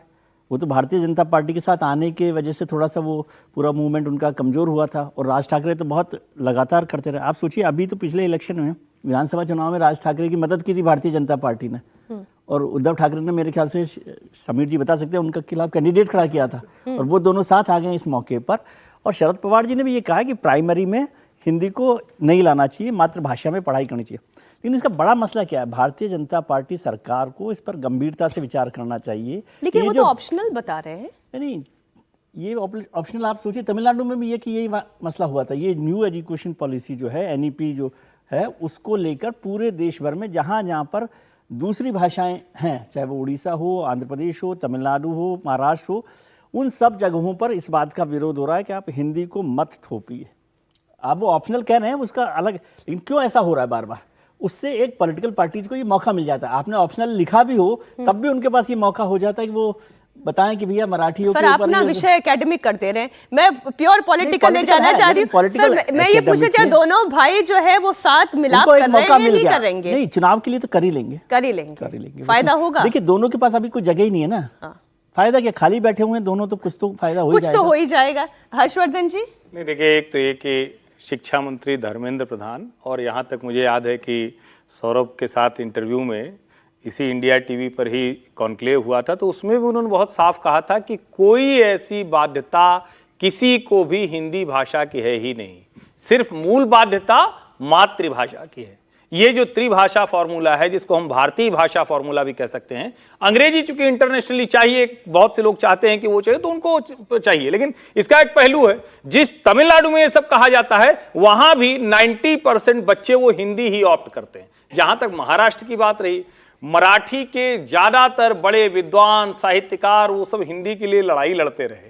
हिंदी और मराठी का ऐसा, एक तरह से कहें कि उनके जो शब्द हैं, उनके जो अलग अलग बोली में जो निकल कर आते हैं, वो एक जैसे हैं। ये कोशिश बाला साहब ठाकरे के समय से हो रही है, लेकिन आज तक उसको वो बहुत कोई राजनीतिक लाभ के तौर पर नहीं ले जा पाए। और अब जब देवेंद्र फडणवीस वहां मुख्यमंत्री की कुर्सी पर हैं, जब ये कानून साफ साफ कह रहा है कि आप जो भी चाहिए वो भाषा पढ़िए, उसमें ये दोनों मिलकर थोड़ा कुछ माहौल बना लें, इससे ज्यादा तो मैं देखता नहीं। और देखिए, राज ठाकरे डरे कितने करें, कोई झंडा वंडा नहीं लेके आएगा, क्योंकि उनको पता है कि एमएनएस का झंडा लेके चलने वाले पता नहीं 1-2% भी हैं कि नहीं है, तो उनको अपनी इज्जत फंसी हुई दिख रही है। ठीक है, दोनों भाई साथ आ जाएं तो भाइयों का मिलन तो हम सबको अच्छा लगेगा। क्या समीर जी, आपको नाराजगी नहीं? और दोनों अलग अलग कार्यक्रम कर रहे थे, वो एक साथ आ गए, तो ठीक है, दोनों के कार्यक्रम अलग होने वाले थे। ब्रेक के बाद एक बार फिर आपका स्वागत है। कहानी कुर्सी की के इस हिस्से में बात होने जा रही है चीन की। पाकिस्तान के रक्षा मंत्री ख्वाजा आसिफ ने एक बात कबूली है, भारत के साथ हालिया सैन्य संघर्ष में और उसके बाद बढ़े हुए तनाव के बाद पाकिस्तान को चीन से मदद मिल रही है। उन्होंने कहा कि बीजिंग इस्लामाबाद के साथ भारत के बारे में जानकारी साझा कर रहा है। एक इंटरव्यू में आसिफ ने कहा कि मित्र देशों के लिए सैटेलाइट या अन्य माध्यमों से जुड़ी हुई भारत के एयर डिफेंस सिस्टम से जुड़ी हुई जानकारियां चाइना ने पाकिस्तान को दी थी। एयर कमोडोर बहल साहब, इसमें तो कोई दो राय नहीं है, ऑपरेशन सिंदूर के दौरान जो सबसे बड़ी हेल्प पाकिस्तान के लिए प्रत्यक्ष तौर पर था, या यूं कहें अप्रत्यक्ष तौर पर, अब तो ये ओपन सीक्रेट की तरह है, वो चाइना ही था। और चाइना ने किस तरह मदद की, इंटेलिजेंस इनपुट वो पाकिस्तान के साथ शेयर करता रहा, भारत के एयर डिफेंस सिस्टम से जुड़ी हुई जानकारियां वो शेयर करता रहा, ये ख्वाजा आसिफ खुद कह रहे हैं। भारत इस वक्त दो फ्रंट पर ये चुनौती देख रहा है, पाकिस्तान भी और चीन भी। बिल्कुल सही कह रहे हैं आप मीनाक्षी जी। आपको मैं एक छोटी सी चीज बताता हूं। चीन जो है, एक साल के अंदर 2023 के फिगर्स मुझे याद है, 66 लॉन्चेस उसने की थी, जिसमें 217 पेलोड को स्पेस के अंदर छोड़ा गया था जी। इस समय विश्व में सबसे ज्यादा लॉन्चेस एनुअली करता है चीन, और उसके जो सैटेलाइट्स हैं वो कवर करते हैं साउथ चाइना सी और उसको कवर करते हैं इंडियन ओशन को भी, और उसके बेसिस भी हैं दोनों साइड। पूर्वी साइड है कंबोडिया में, दूसरी साइड वो मिडिल ईस्ट के पास उसके बेस हैं, नेवल बेसिस की बात कर रहा हूं। अब आती है बात दूसरी, ये सैटेलाइट्स किस टाइप की इमेजरी देती हैं? ये देती हैं, जो स्पाई सैटेलाइट्स होते हैं या तो वो फोटोग्राफिक इमेजरी देती हैं या रेडार सैटेलाइट इमेजरी देती है, यानी कि वो भी फोटोग्राफिक टाइप ही होती है, या फिर वो देती है इलेक्ट्रॉनिक इंटेलिजेंस, यानी कि वो बताती हैं कि रेडार्स कहां पे डिप्लॉयड है, भारत के एयर डिफेंस सिस्टम्स कहां पे डिप्लॉयड है और उनके फ्रीक्वेंसीज क्या है, जो कि पाकिस्तान के लिए बहुत ही इंपॉर्टेंट थे अगर उनको हमारे रेडार्स पे अटैक करना है या हमारे एयर डिफेंस सिस्टम्स पे अटैक करना है। इस समय मीनाक्षी जी 71 से 72% इक्विपमेंट जो है पाकिस्तान के अंदर, मिलिट्री इक्विपमेंट, वो आती है चीन से। अगर आपको याद हो, कुछ दिन पहले जैसे ही हमने ऑपरेशन सिंदूर लॉन्च करना था, उनके जहाजों ने PL-15 दिया, जो कि हवा से हवा में मार करने वाली मिसाइल है और बड़ी लॉन्ग रेंज है। कहते हैं कि उन्होंने अपना वाला वर्जन दिया, एक्सपोर्ट वर्जन तो सिर्फ 145 किलोमीटर रेंज का है, जो उन्होंने अपना वर्जन दिया वो 200 से 300 किलोमीटर रेंज का है, और वो फिट किया उन्होंने J-10 और JF-17। अब देखिए JF-17 150 के करीब है, जो कि चीनी जहाज है। एक सवाल और ऐड कर सकती हूँ सर, इसके जरिए क्या चाइना ये भी देख रहा था कि अगर कल को ऐसी परिस्थिति बनती है जहां पर भारत और चाइना के बीच में डायरेक्ट कॉम्बैट होता है, तो भारत की शक्ति कितनी है वो पाकिस्तान के साथ हो रहे इस जंग के दौरान वो एसेस कर सके और अपनी तैयारी कर सके? बहुत ही अच्छा बताया आपने मीनाक्षी जी कि उन्होंने जो वेपन सिस्टम्स, एक चीज मैं आपको बताना चाहता हूं, पाकिस्तान मोहरा है चीन का, पाकिस्तान दोस्त नहीं है। जैसे कि सब बात करते हैं, बिडेन ने एक्सप्लॉइट किया यूक्रेन को और ये कहा कि we'll fight till the last Ukrainian, यही कहीं ना कहीं चीन के मन में भी है कि पाकिस्तान का इस्तेमाल करो भारत के against, and they will fight the war with the last Pakistani in Pakistan, चाहे वो नॉन स्टेट या टेरर एक्टर्स है या दूसरे वजह से। दूसरी चीज, जितनी भी उनकी इक्विपमेंट है, HQ-9BE जो उनका एयर डिफेंस सिस्टम था वो फेल हो गया, PL-15 तो हमारे बच्चे उठा के घूम रहे थे ऊपर, वो आपने देखी होगी वो मिसाइल। तो कहीं ना कहीं पाकिस्तान के साथ उन्होंने मिलकर वो वेपन सिस्टम्स को टेस्ट किया जिससे वो भारत के साथ कंपेयर करना चाहते हैं कि कल भारत के साथ कोई प्रॉब्लम होती है जैसे गलवान में हुई थी। आज तक हमारे सोल्जर्स डिप्लॉयड है वहां पे, उनके भी सोल्जर्स डिप्लॉयड है वहां पे, तो उनके लिए ये एक बहुत अच्छा मौका था अपने इक्विपमेंट को टेस्ट करने का, चेक करने का, उनकी एक्चुअल कैपेबिलिटी। क्योंकि ये जो बात आपने बताई ना कि उन्होंने अपनी long range version PL-15 Pakistan को दी, जबकि उनकी एक्सपोर्ट वर्जन कुछ अलग है। इसका तो सीधा विजय जी मैसेजिंग यही है कि चीन खुफिया जानकारी देकर पाकिस्तान की ताकत तो बढ़ा ही रहा है और साथ ही साथ अपने इक्विपमेंट्स पाकिस्तान को देकर वो भारत की ताकत को भी एसेस कर रहा है। उसका मकसद वही है, और जो ख्वाजा साहब कह रहे हैं ना वो इंटरव्यू में, वो जानकारी नहीं दे रहे, वो थैंक्स गिविंग है चाइना के लिए। आप उनको समझिए भाई आपने धन्यवाद कि आपने जो मदद की हमारी उसके लिए। दो बातें महत्वपूर्ण हैं। अभी 19 जून को चीन का प्रांत है यूनान जी, यूनान में पाकिस्तान, चाइना और बांग्लादेश के बीच में बैठक हुई है और डिफेंस को लेकर मसले पर बैठक हुई है। और दूसरा एक और बड़ा काम हो रहा है कि बांग्लादेश और पाकिस्तान ने अभी यहाँ पर कराची में अपनी नेवी की एक्सरसाइज, जॉइंट एक्सरसाइज की है जी। तो अब वो एक और ट्रायंगल बन रहा है। आपने टू फ्रंट वॉर की बात की, तो वो तो हिंदुस्तान में बहल साहब भी बता ही सकते हैं कि वो टू फ्रंट वॉर जो डॉक्यूमेंट है उस पर हम चला ही रहे हैं। और फिर जो कल SCO में हुआ, ख्वाजा साहब की जरूरत है क्या आपको? SCO में जो हुआ है, जो जॉइंट डिक्लेरेशन पर हमारे रक्षा मंत्री जी ने बहुत दमदार तरीके से उस बात को रखा और उस पर साइन नहीं किए, तो वो साफ था कि चाइना जो है पाकिस्तान के साथ खड़ा हुआ है। और उसमें न केवल आतंकवाद की चर्चा की गई, उसमें पहलगाम की घटना की चर्चा तो नहीं की गई जो 22 अप्रैल को हुई, लेकिन जो मार्च में जाफर एक्सप्रेस का हाईजैक हुआ था पाकिस्तान में, उसका जिक्र किया गया है। आप उसको बारीकी से देखा कीजिए। ट्रेन हाईजैक का आपके लिए एक मसला है, लेकिन जो पहलगाम की जो घटना हुई जो सबको दुनिया भर को दिखी है, उसका जिक्र उसमें जॉइंट डिक्लेरेशन में नहीं किया गया। तो ये तो साफ है, ख्वाजा साहब बोले ना बोले, चाइना पाकिस्तान जो है कम्युनिस्ट, और उनका इंटरेस्ट, जैसे सर ने भी कहा कि उनका इंटरेस्ट वो दोस्ती नहीं है, वो मोहरा है। मोहरा का मतलब क्या है कि उनको तो चाइना को इंडिया से लड़ना, उसके लिए एक मोहरा मिल गया है। तो उस लड़ाई को कैसे ट्रायंगल में लड़ा जाए, इसकी सारी बात हो रही है। और ख्वाजा साहब केवल धन्यवाद व्यक्त कर रहे हैं चाइना का कि देखिए आपने दिया था, मैंने सबको बताया है कि भाई हम आपके भरोसे लड़ रहे हैं। ठीक, लेकिन पाकिस्तान कितना बेशर्म मुल्क है, इसकी तस्दीक हर दिन होती है। पाकिस्तान का आतंकी कनेक्शन हर दिन दुनिया के सामने आता है। पहले पाकिस्तान के हैदराबाद की तस्वीरें हमने आपको दिखाई, जहां लश्कर के आतंकवादी बंद कमरे में प्रोजेक्टर लगाकर, टेबल कुर्सी लगाकर मोदी का वीडियो देखते हुए नजर आ रहे थे, मोदी का ऑडियो सुन रहे थे। और अब तस्वीरें कराची से आई है और यहां भी एक ही पैटर्न है। लश्कर के आतंकियों के हाथ में मोदी की फोटो है और जुबान पर मोदी के खिलाफ जहर है। अब लश्कर और पाकिस्तान के एस्टैब्लिशमेंट, पाकिस्तान की फौज के डीप कनेक्शन पर सबसे बड़ा खुलासा हुआ है। पाकिस्तान की सरकार का सूचना एवं प्रसारण मंत्री अताउल्लाह तरार कैमरे पर लश्कर तैयबा के आतंकवादियों के साथ दिखाई दिया है, वो भी किसी टेरर कैंप में नहीं बल्कि पीओके में भी नहीं, पाकिस्तान की राजधानी इस्लामाबाद में। पाकिस्तान का प्लान क्या है, इसका खुलासा पाकिस्तानी सेना के ही फॉर्मर मेजर आदिल रजा ने किया। आदिल रजा के मुताबिक मुनीर लश्कर जैश जैसे आतंकी संगठनों की मदद से भारत पर एक और हमले का प्लान तैयार कर रहा है और यह हमला किसी भी वक्त हो सकता है। जो आदिल रजा बात कह रहे हैं बहल सर, वो ये है कि लश्कर के आतंकियों के साथ उनकी साठगांठ है, ये सच्चाई सबको पता है, बार बार मिलते हैं, वो भी सबको पता है। इस बार इस्लामाबाद में मिल लिए तो ये पैक्ट और ज्यादा मजबूत दिखाई देता है। ये दुनिया के लिए हम तो हमेशा से जानते हैं, पर वो जो बात आदिल रजा कह रहे हैं कि फिर से एक नए हमले की प्लानिंग में है आसिफ मुनीर। बहुत ही अच्छा प्रश्न पूछा आपने। उनकी एक बड़ी इंपॉर्टेंट स्टेटमेंट थी जो उन्होंने बात करी चेंज ऑफ वॉरफेयर के बारे में, और उन्होंने बताया कि आज वर्ल्ड वाइड जो चेंज आ रहा है वॉरफेयर में, उसमें नॉन स्टेट एक्टर्स यानी कि आतंकवादियों का इस्तेमाल किया जा रहा है। मैं आपको अभी उसका एग्जाम्पल देता हूं। ऑपरेशन स्पाइडर वेब, जब आपको याद होगा ड्रोन से हमला किया था यूक्रेन ने रशियन बॉम्बर्स के ऊपर 4000 किलोमीटर अंदर जाके, तो वो किससे किया गया था? वो वैसे ही नॉन स्टेट एक्टर्स की तरह इस्तेमाल किया गया था, उनके अपने कमांडोज का और दूसरे एजेंट्स का।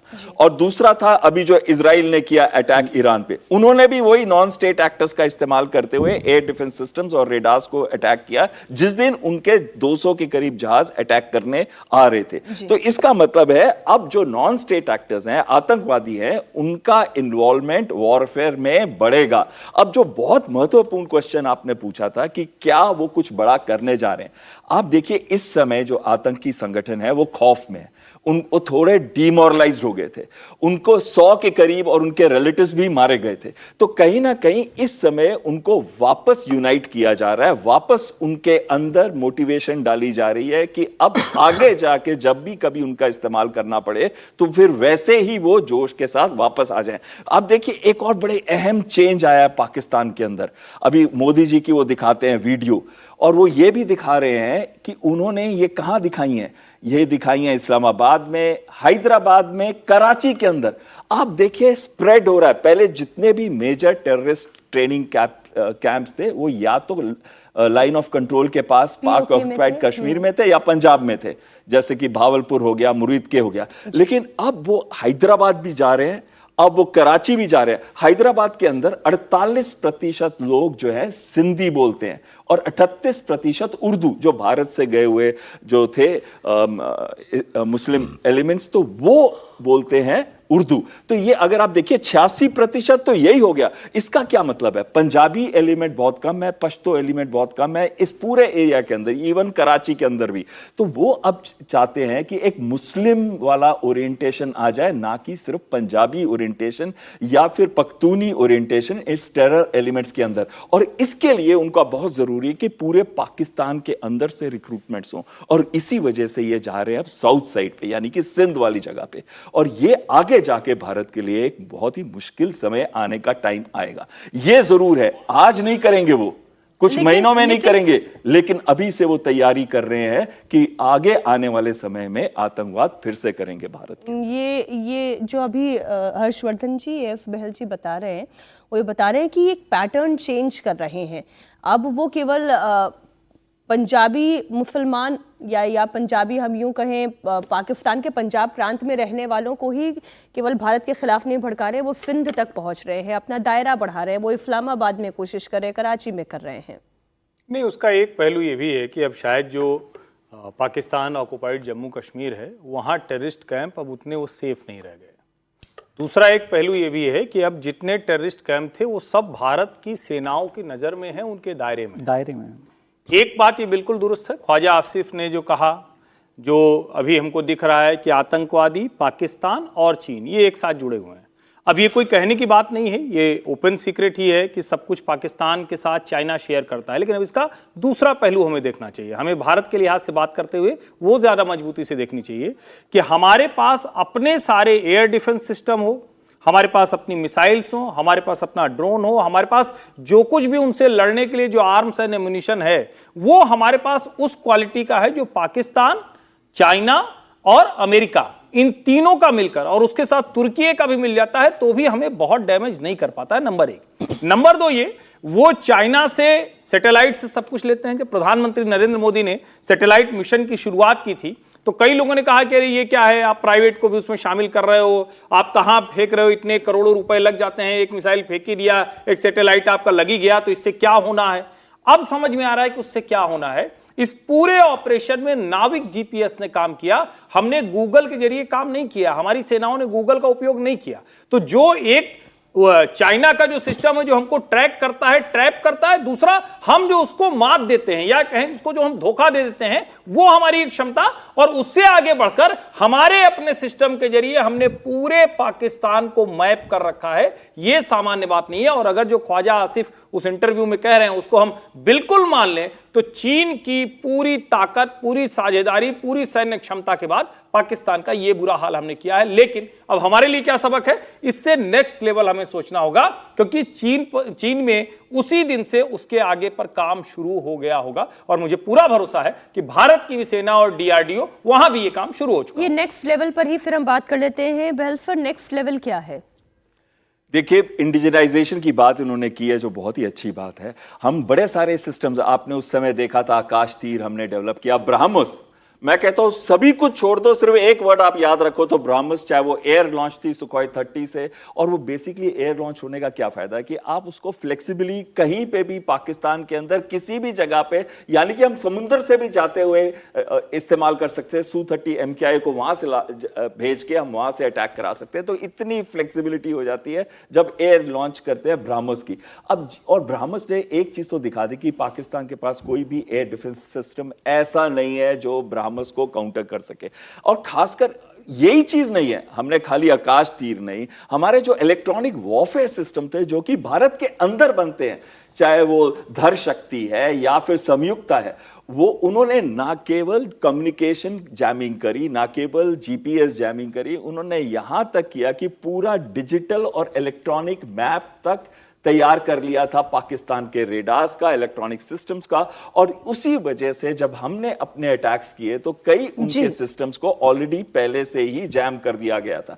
लेकिन यहां पे जो बात आती है, कई चीजें हैं हम अपने देश में बना सकते हैं, पर कुछ चीजें हैं हमारे देश में बनने के लिए बहुत समय लगेगा। अब जैसे हम बात कर रहे हैं एमका की, क्योंकि अब पाकिस्तान ले रहा है दो स्क्वाड, मैं अभी बताता हूं, 2 स्क्वाड ले रहा है J-35 के, जो कि 40 जहाज है, और पहला स्क्वाड तो अभी अगस्त में आ ही जाएगा।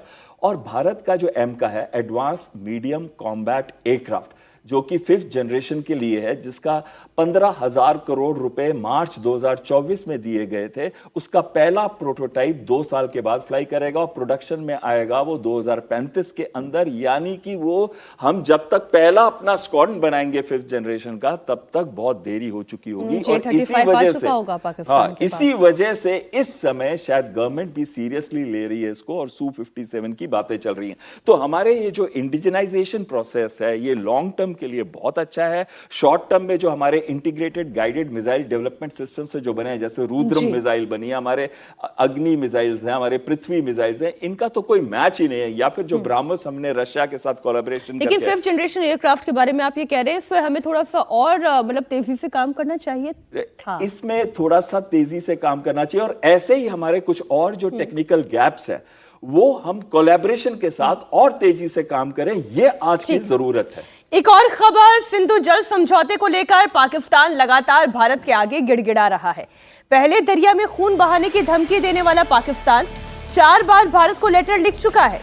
पाकिस्तान सिंधु जल समझौता फिर से बहाल करने के लिए भारत से मिन्नतें मांग रहा है, लेकिन भारत ने दो टूक जवाब दिया है। केंद्रीय जल शक्ति मंत्री सी.आर. पाटिल ने साफ साफ कह दिया है कि भारत अपने फैसले पर दोबारा विचार नहीं करेगा। पाकिस्तान का पानी बंद है, बंद रहेगा। पानी के बदले खून वाली बात कर रहे थे कि पानी अगर रोक दिया तो खून की नदियां बहने लगेगी। अब उनके अपने ही ढांचे ध्वस्त हो गए, इधर पानी भी नहीं मिला और अभी भी गीदड़ भपकी कभी देते हैं, कभी कुछ करते हैं। भारत का संदेश साफ है कि पानी हम नहीं देने जा रहे हैं। बिल्कुल। पहलगाम के बाद जो प्रधानमंत्री मोदी जी ने जो डिसीजन लिया था, मुझे लग रहा है उसका असर अब दिख रहा है और अब पाकिस्तान का गला एक साथ नहीं चलेंगे और अब गला सूख रहा है अब बिना पानी के।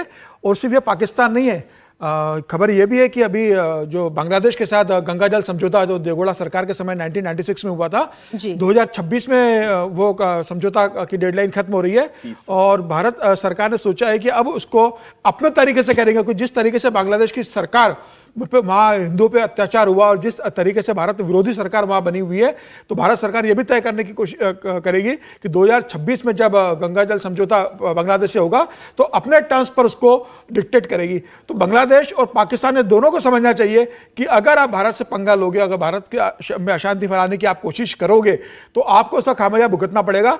पाकिस्तान इस बात को जानते हुए भी कि पानी अगर भारत रोक देगा तो पानी के लिए तरस जाएगा और वो प्यासा मरने की स्थिति पे चला जाएगा। खेतों के लिए आज पानी नहीं है, वहां पर लोग पानी के लिए लाइन लगा रहे हैं। जिस तरीके से पाकिस्तान फंस गया है, मुझे लग रहा है अभी तो उन्होंने सिर्फ चिट्ठियां लिखी है, वो समय भी आएगा जब पाकिस्तान के विदेश मंत्री या पाकिस्तान के प्रधानमंत्री खुद आकर सरकार से माफी मांगेंगे और कहेंगे कि भाई हमें प्यासा मत मरने दो, हमें पानी भेजिए। अब सरकार को तय करना है कि वो कैसा समझौता उनके साथ करके पानी देती है।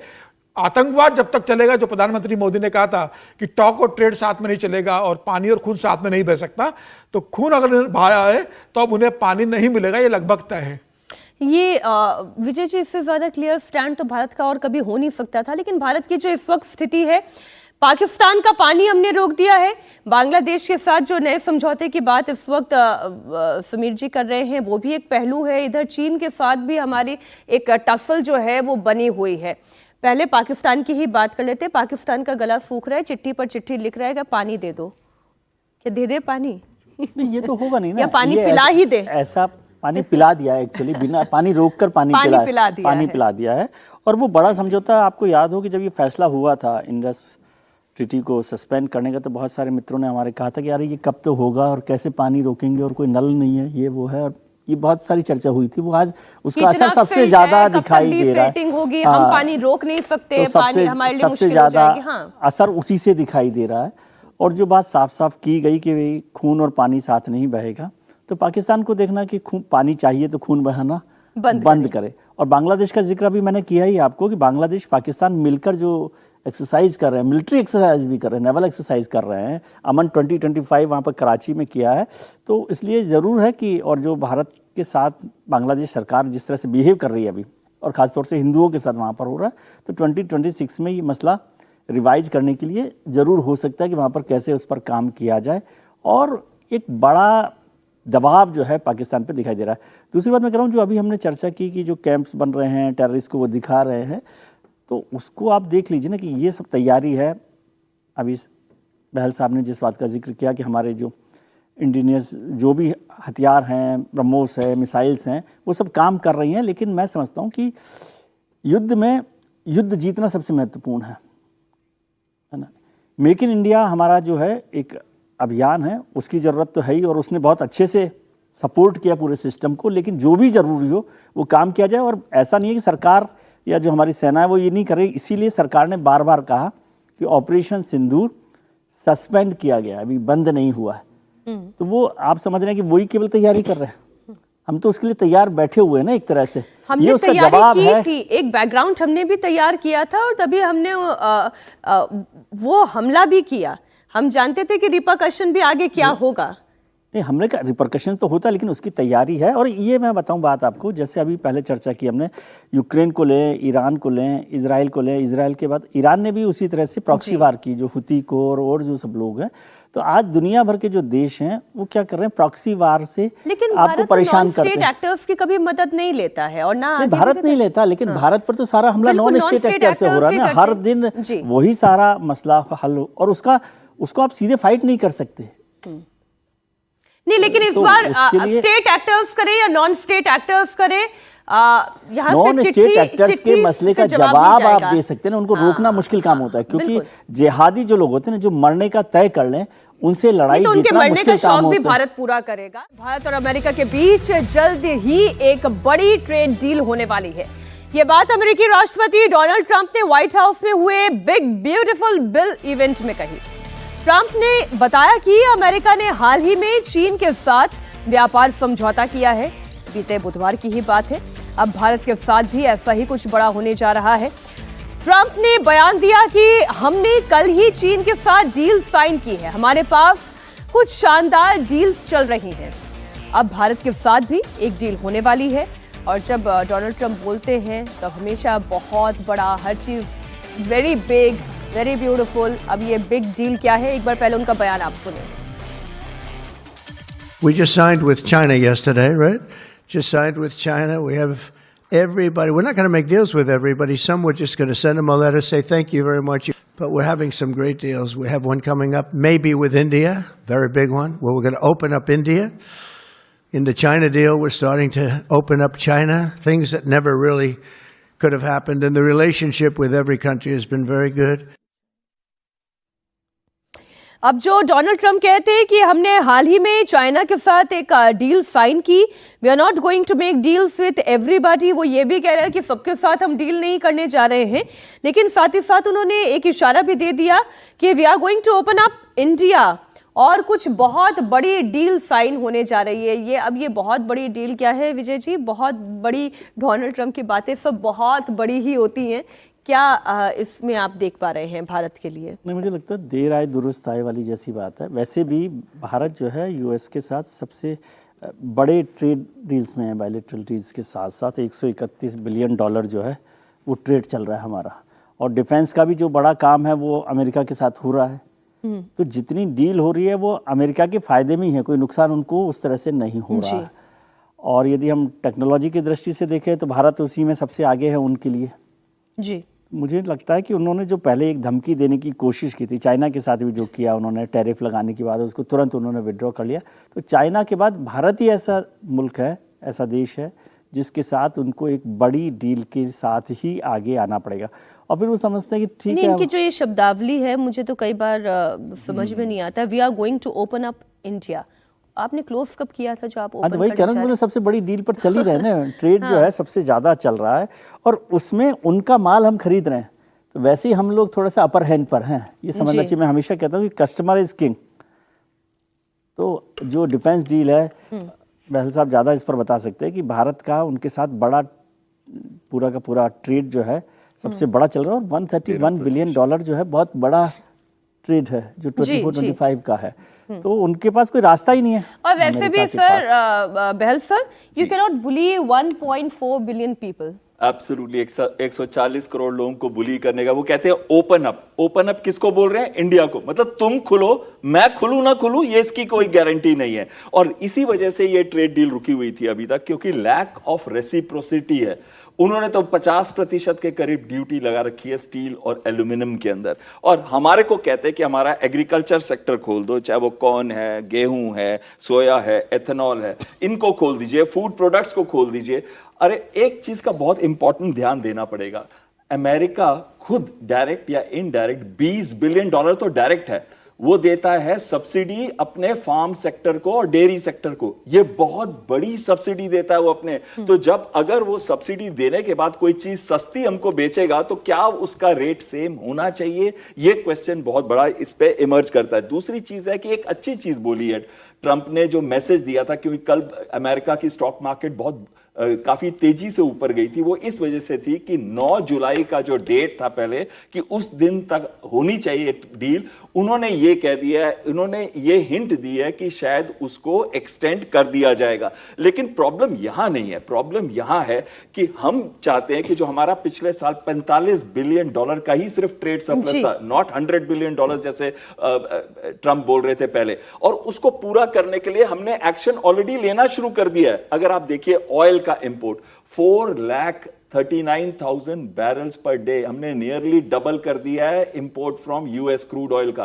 पहले 2,80,000 था मई के अंदर, जून के अंदर हमने बढ़ा के उसको 4,39,000 बैरल्स पर डे कर दिया। दूसरी चीज, हम बहुत सारी डिफेंस इक्विपमेंट, आज वो हमारा 3rd या 4th लार्जेस्ट इंपोर्टर है, हमारा एक्सपोर्टर है हमको आर्म्स का। 13% आर्म्स हमारे जो है आज आ रहे हैं यूएस के अंदर से, तो ये एक बहुत बड़ी बात है। और आखिरी चीज मैं इस पे कहना चाहूंगा कि हमारी काफी सारी जो रूरल पॉपुलेशन है, मे बी 50 से भी ऊपर ही होगा प्रतिशत, वो डिपेंड करती है एग्रीकल्चर के ऊपर, वो डिपेंड करती है लोकल डेयरी के ऊपर। हम उस तरीके से नहीं खोल सकते अपना एग्रीकल्चर सेक्टर जिस तरीके से वो चाहता है। और ऑटोमोबाइल के जो पार्ट्स की बात करता है, वो ऑटोमोबाइल्स को बेचने की, हमने तो उनका मोटरसाइकिल के लिए तो खोल दिया था, लेकिन ऑटोमोबाइल पार्ट्स की जो बात करता है, हमारी स्मॉल स्केल इंडस्ट्री जो है वो उस पर डिपेंड करती है। हमको मीडियम इंडस्ट्री को और स्मॉल स्केल इंडस्ट्री का भी ध्यान रखना पड़ेगा, अपने फार्मर्स का भी ध्यान रखना पड़ेगा, और थोड़ी रेसिप्रोसिटी अमेरिका को करनी पड़ेगी। मैं इसे ऐसे कह सकती हूं समीर जी कि लौट के ट्रंप भारत को आए। निश्चित रूप से, और ट्रम्प इस बात को जानते हैं और दुनिया जानती है कि भाई भारत को नजरअंदाज करके आप कहीं ट्रेड नहीं कर सकते हैं। भारत एक बहुत बड़ा उनके हिसाब से भी मार्केट है। और देखिए चीन के साथ भी आपने क्या काम किया, आपने चीन पे 125% का टैरिफ लगा दिया, बाद में आपको घुटने टेकने पड़े ना, जब चीन ने रेयर अर्थ देने से मना कर दिया, आपके इलेक्ट्रॉनिक व्हीकल्स का जब स्टॉक मतलब बनने की स्थिति बंद होने की आई, तो आपको फिर चीन के छात्रों को अपने यूनिवर्सिटी में पढ़ने की परमिशन देना पड़ी, आपको तमाम तरह के समझौते करने पड़े, और फिर कल आप घोषणा कर रहे हो कि चीन के साथ हमने समझौता कर लिया है। भारत के साथ भी आपको ट्रेड डील करना पड़ रही है, लेकिन ये तय है कि जब मोदी जी के साथ आप ट्रेड डील करने जा रहे हो तो उसमें अपर हैंड अमेरिका का नहीं होगा, बराबर का होगा या भारत का होगा।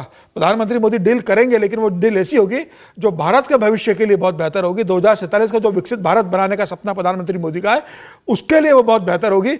रक्षा के क्षेत्र के अंदर होगा, मुझे लग रहा है एआई के क्षेत्र में होगा, आईटी के सेक्टर्स में होगा, और भारत के लिए मुझे लगता है ये डील बहुत बेहतर होगी जो 9 जुलाई को होने वाली है। तो ट्रम्प तो कहने के उस्ताद है कि मतलब कह रहे कि बहुत बड़े कुछ करने जा रहा हूं, फिर वो कब कहां जाके बदल जाते हैं। और पाकिस्तान के साथ देखिए ना, पाकिस्तान के साथ क्रिप्टो माइनिंग का उन्होंने डील कर लिया। पाकिस्तान के जो प्रधानमंत्री के बेटे हैं वो दुबई में बैठ के सलमान इस बिजनेस को पूरा डील कर रहे हैं जी। आसिफ मुनीर जो सेना प्रमुख है वो इस पूरे डील के अंदर शामिल है। तो ट्रम्प तो बेसिकली राष्ट्रपति कम बिजनेसमैन ज्यादा, जो ट्रम्प के जो पूरा परिवार है, जो दामाद है, बेटे हैं, जो बड़ा एम्पायर है ट्रम्प का, उसको वो पूरी दुनिया में अपने कार्यकाल में फैलाना चाहते हैं। और उसी के आधार पर मुझे लग रहा है कि वो जो सत्ता पे बैठे हैं उसके आधार पर अपने व्यवसाय को बढ़ा रहे हैं। और मेक अमेरिका ग्रेट अगेन जो उनका सपना था, वो फिलहाल उनका मुझे फैमिली को ग्रेट अगेन करना है, फाइनेंशियली मजबूत करना है, उसमें ज्यादा ध्यान है। भारत के साथ जब वो डील करेंगे तो चीन के समान डील नहीं होगी, इसमें भारत का एंड ऊपर होगा और निश्चित रूप से भारत के लिए फायदे वाली डील होगी जी। एक और खबर, पाकिस्तान की धूर्तता एक बार फिर एक्सपोज हुई है। नवी मुंबई पोर्ट पर राजस्व खुफिया निदेशालय यानी डीआरआई ने एक बड़ी कामयाबी हासिल की है। डीआरआई ने दुबई और यूएई के रास्ते से भारत आए 39 पाकिस्तानी कंटेनर्स को जब्त किया है। इनकी कीमत करीब 9 करोड़ रुपए बताई जा रही है। इस कार्रवाई में सुरक्षा एजेंसियों को सतर्क किया गया है, खासतौर पर जब पहलगाम हमले के बाद भारत और पाकिस्तान के बीच सभी ट्रेड रिलेशनशिप बंद हो चुकी हैं। सुरक्षा के मद्देनजर ये डीआरआई का बड़ा ऑपरेशन है। पाकिस्तान इस मॉडस ऑपरेंडी से भारत में कुछ भी भेज सकता है। डीआरआई की टीम जेएनपीटी पोर्ट पर दुबई और यूएई से आए हुए बाकी कंटेनर्स की भी जांच कर रही है। बताया जा रहा है कि पाकिस्तान ने इन कंटेनर्स को सीधे भारत ना भेजते हुए दुबई और यूएई के जरिए रूट किया था, ताकि मूल देश यानी कि पाकिस्तान की पहचान छिपाई जा सके।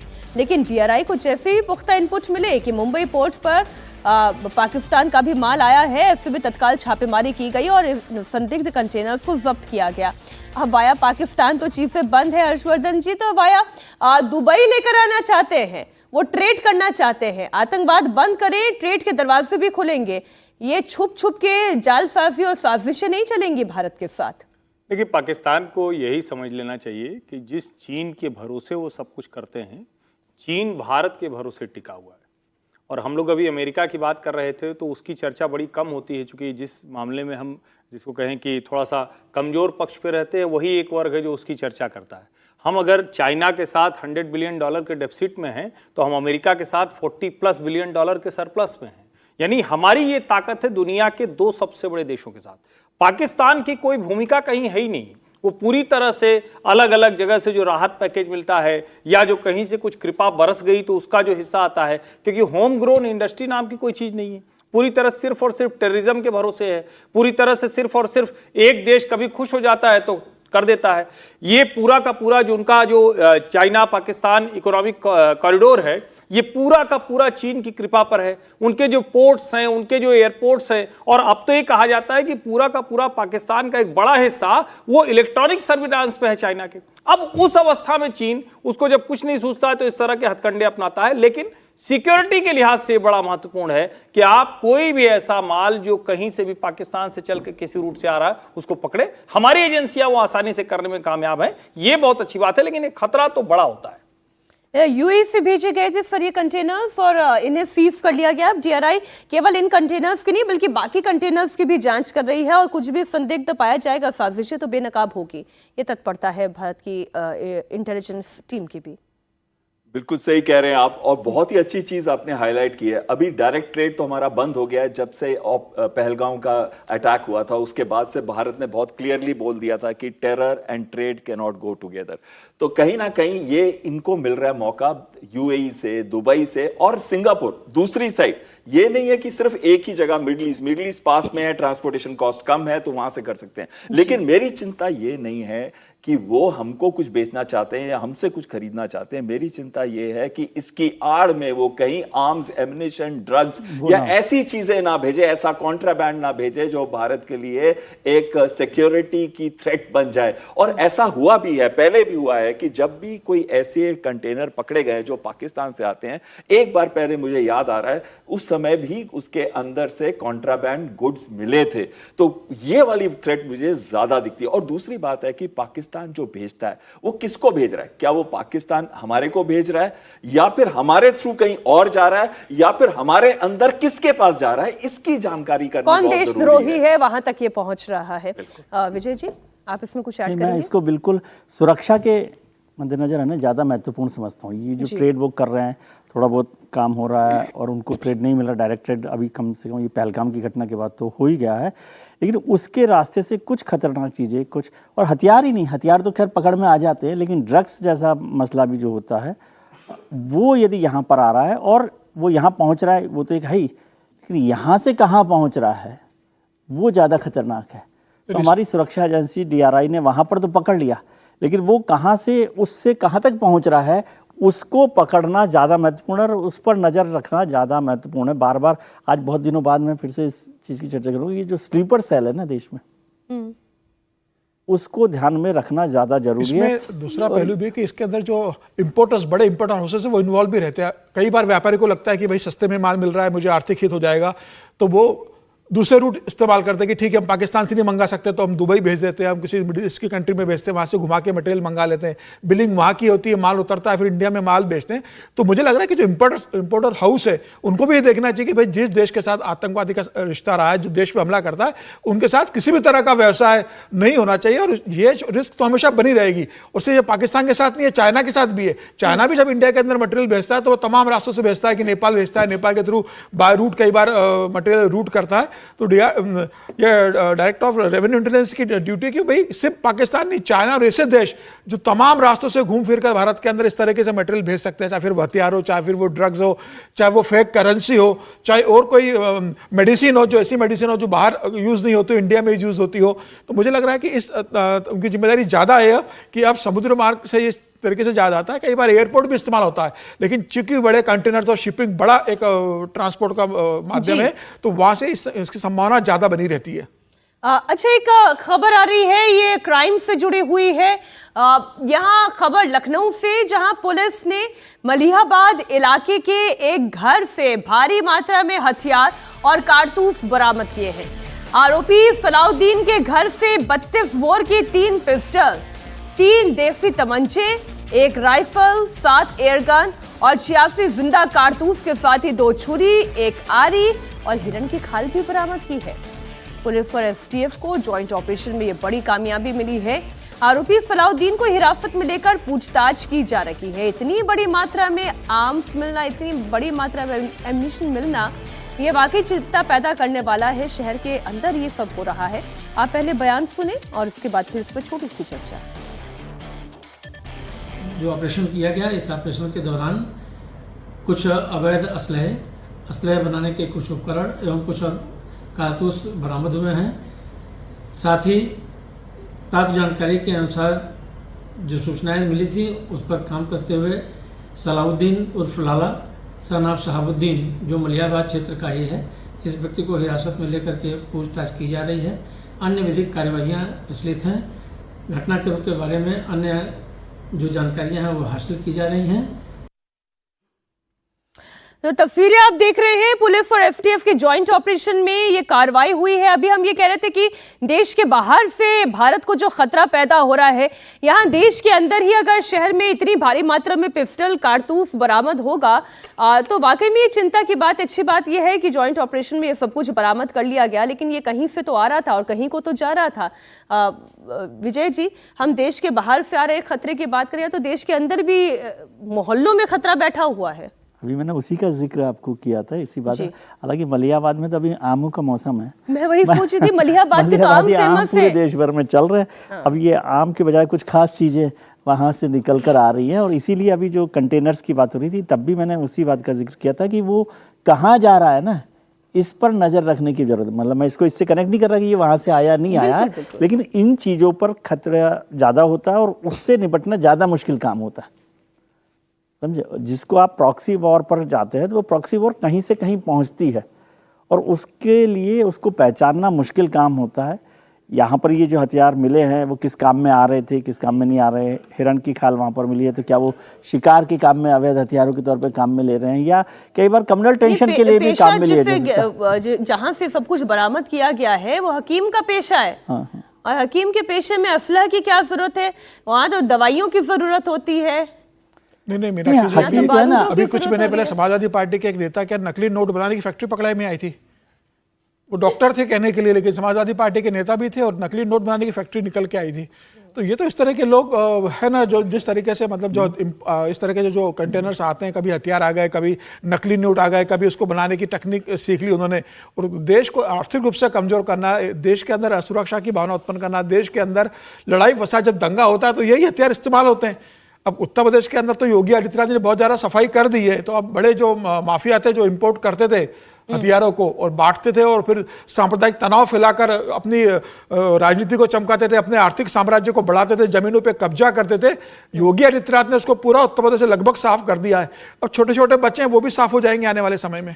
देखिए, गन फैक्ट्रीज जो पहले रन कर रही थी, चाहे वो यूपी का एरिया है या इसके नॉर्थ में भी एरियाज के अंदर जो गन फैक्ट्रीज रन कर रही थी, जिसकी वजह से आपको ये कट्टे मिलते हैं और दूसरे मिलते हैं जो वेपन सिस्टम, जो 0.32 बोर की बात कर रहे थे, ये ना केवल वसूली के लिए है, ये भय और खौफ प्रकट करने के लिए भी है, ये लोगों को डराने के लिए भी है। और ये जो गुंडागर्दी की एलिमेंट्स हैं ये अब धीरे धीरे कम हो गई हैं। ये जो गन फैक्ट्रीज थी काफी हद तक अंकुश पड़ गया इनके ऊपर। अभी ये जो बचा खुचा माल है मुझे लगता है कि वो पकड़ा जा रहा है। बचा कुचा वाला है या अभी बहुत कुछ है, बस बचा कुचा दिख रहा है? हर्षवर्धन जी, नहीं, देखिए मुझे लगता है कि ये बड़ी कार्रवाई है और बड़ी चिंता की बात है, क्योंकि लखनऊ में, मलिहाबाद में इस तरह से अगर कोई अपने घर में या अपनी कोई जगह बना रखी है और वहाँ इस तरह से असलहे रख रहा है, तो इसका सीधा सा मतलब ये हुआ कि ये इतने असलहे तो मिले हैं, ट्रांजिशन पीरियड में ये पकड़े गए हैं, यानी आते और जाते के दौरान ये पकड़े गए। कहाँ ये असलहे बन रहे हैं, कहाँ से इनके लिए जो सामग्री होती है उसकी आपूर्ति हो रही है और किन लोगों को दिया जा रहा है। क्योंकि ये सच है कि योगी आदित्यनाथ के राज में जो उन्होंने अभी अखिलेश यादव के ऊपर तंज करते कहा था कि एक जिला एक अपराधी था, वो तो उन्होंने समाप्त कर दिया। लेकिन हाल के दिनों में हमने कई बार देखा है कि छोटी छोटी बातों पर कहीं गोली चल जा रही, कहीं कोई किसी को मार दे रहा है, कहीं कुछ कुछ जगहों पर गैंगवार की भी घटनाएं दिखी हैं, वो ऐसी ही फैक्ट्रियों के जरिए उनको हथियार पहुंचाया जाता है। और पहले तो ये बहुत आम था, अभी नो डाउट कि 2017 के बाद उत्तर प्रदेश में हालात बहुत बेहतर हुए हैं, लेकिन ये यहां पर मिला है, दूसरी किसी जगह पर ऐसी कोई फैक्ट्री नहीं चल रही होगी, इसकी कोई गारंटी नहीं है। और ऐसे मामलों में विशेष करके जो LIU का नेटवर्क है वो कितना काम कर रहा है, क्योंकि आमतौर पर होता क्या, जब बड़ी घटनाएं होने लगती है तो हम छोटे वालों को छोड़ना शुरू कर देते हैं। तो जो लोकल इंटेलिजेंस होती है उसको और ज्यादा मजबूत करने की जरूरत है, क्योंकि जब बड़े अपराधी गायब होते हैं तो छिटपुट घटनाएं करने वाले लोग बढ़ रहे होते हैं। अगर वो बढ़ रहे हैं और उनके हथियार जा रहे हैं तो ये भी एक चिंता की बात है। अच्छी बात है कि इनको पकड़ा जा चुका है। अब पॉलिटिकल लड़ाई में भी तो विजय जी इन्हीं सब चीजों का इस्तेमाल होता है। बिल्कुल, छोटे छोटे जो दंगे जिसका अभी जिक्र भी किया गया उसमें बहुत काम में आता है, और पॉलिटिकल वॉर के लिए भी ये काम में आता है। और अभी जिस तरह के वो आप चर्चा कर रहे थे, कुछ रेजिमेंट वगैरह बनी हुई थी, वो सब भी, मतलब उनकी बात मैं नहीं कर रहा, लेकिन ऐसे लोग इन सब चीज़ों का, हथियारों का इस्तेमाल करते हैं, और वो डर के लिए, टेरर के लिए, और जो छोटे लेवल पर गुंडागर्दी है उसके लिए उसका इस्तेमाल वहाँ पर हो रहा है। पहले तो ये बहुत वेस्टर्न यूपी का एक बड़ा इलाका था जिसमें ये सब का काम पहले वो बूथ कैप्चरिंग के लिए भी, पहले बूथ कैप्चरिंग के लिए भी इस्तेमाल होते थे। विशाल प्रताप सिंह हमारे सहयोगी लखनऊ से जुड़ गए हैं। विशाल, आप ये बताएं, ये सलाउद्दीन है कौन, ये हाकिम क्या चीज है, और इतना असलहा लेकर अपने घर में कर क्या रहे थे?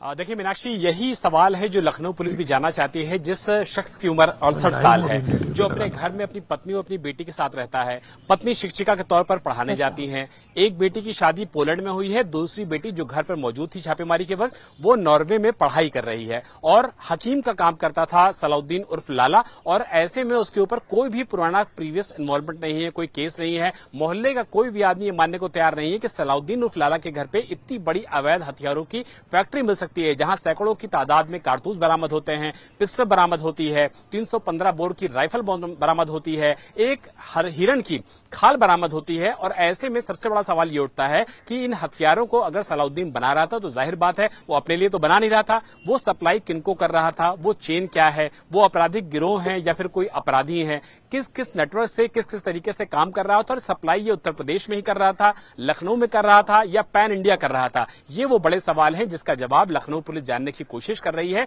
लेकिन जब से पुलिस को ये जानकारी मिली है कि थाने से महज 200 मीटर की दूरी पर एक घर में इस तरीके का गोरख धंधा किया जा रहा है, पुलिस के अफसरों की नींद भी उड़ी हुई है। और इसी वजह से यूपी एसटीएफ के साथ साथ यूपी एटीएस नहीं, ये तो वाकई में आप बड़ी हैरान कर देने वाली जानकारी और साझा कर रहे हैं। ऐसा भी नहीं किसी दूर दराज इलाके में, किसी गांव में, किसी देहात में छुपकर ये काम हो रहा है, थाने से इतनी कम दूरी और वहां पर ये पुलिस के नाक के नीचे होने जैसा है। विशाल,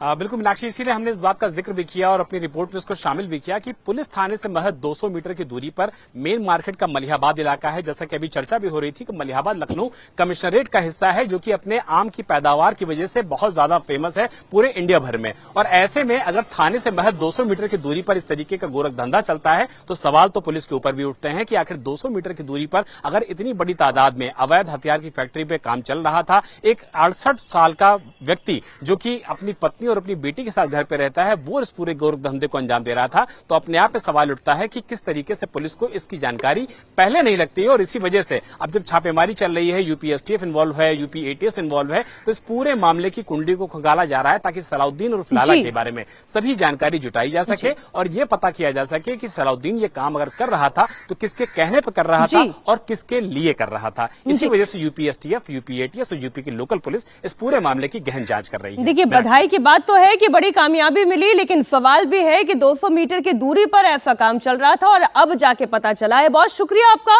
इस पूरी जानकारी के लिए विशाल। और कहानी कुर्सी की में बस इतना ही। हर्षवर्धन जी, विजय जी, एस बहल जी और साथ ही सुबीर चौगांवकर जी, बहुत शुक्रिया आपका हमारे साथ इस चर्चा में जुड़ने के लिए।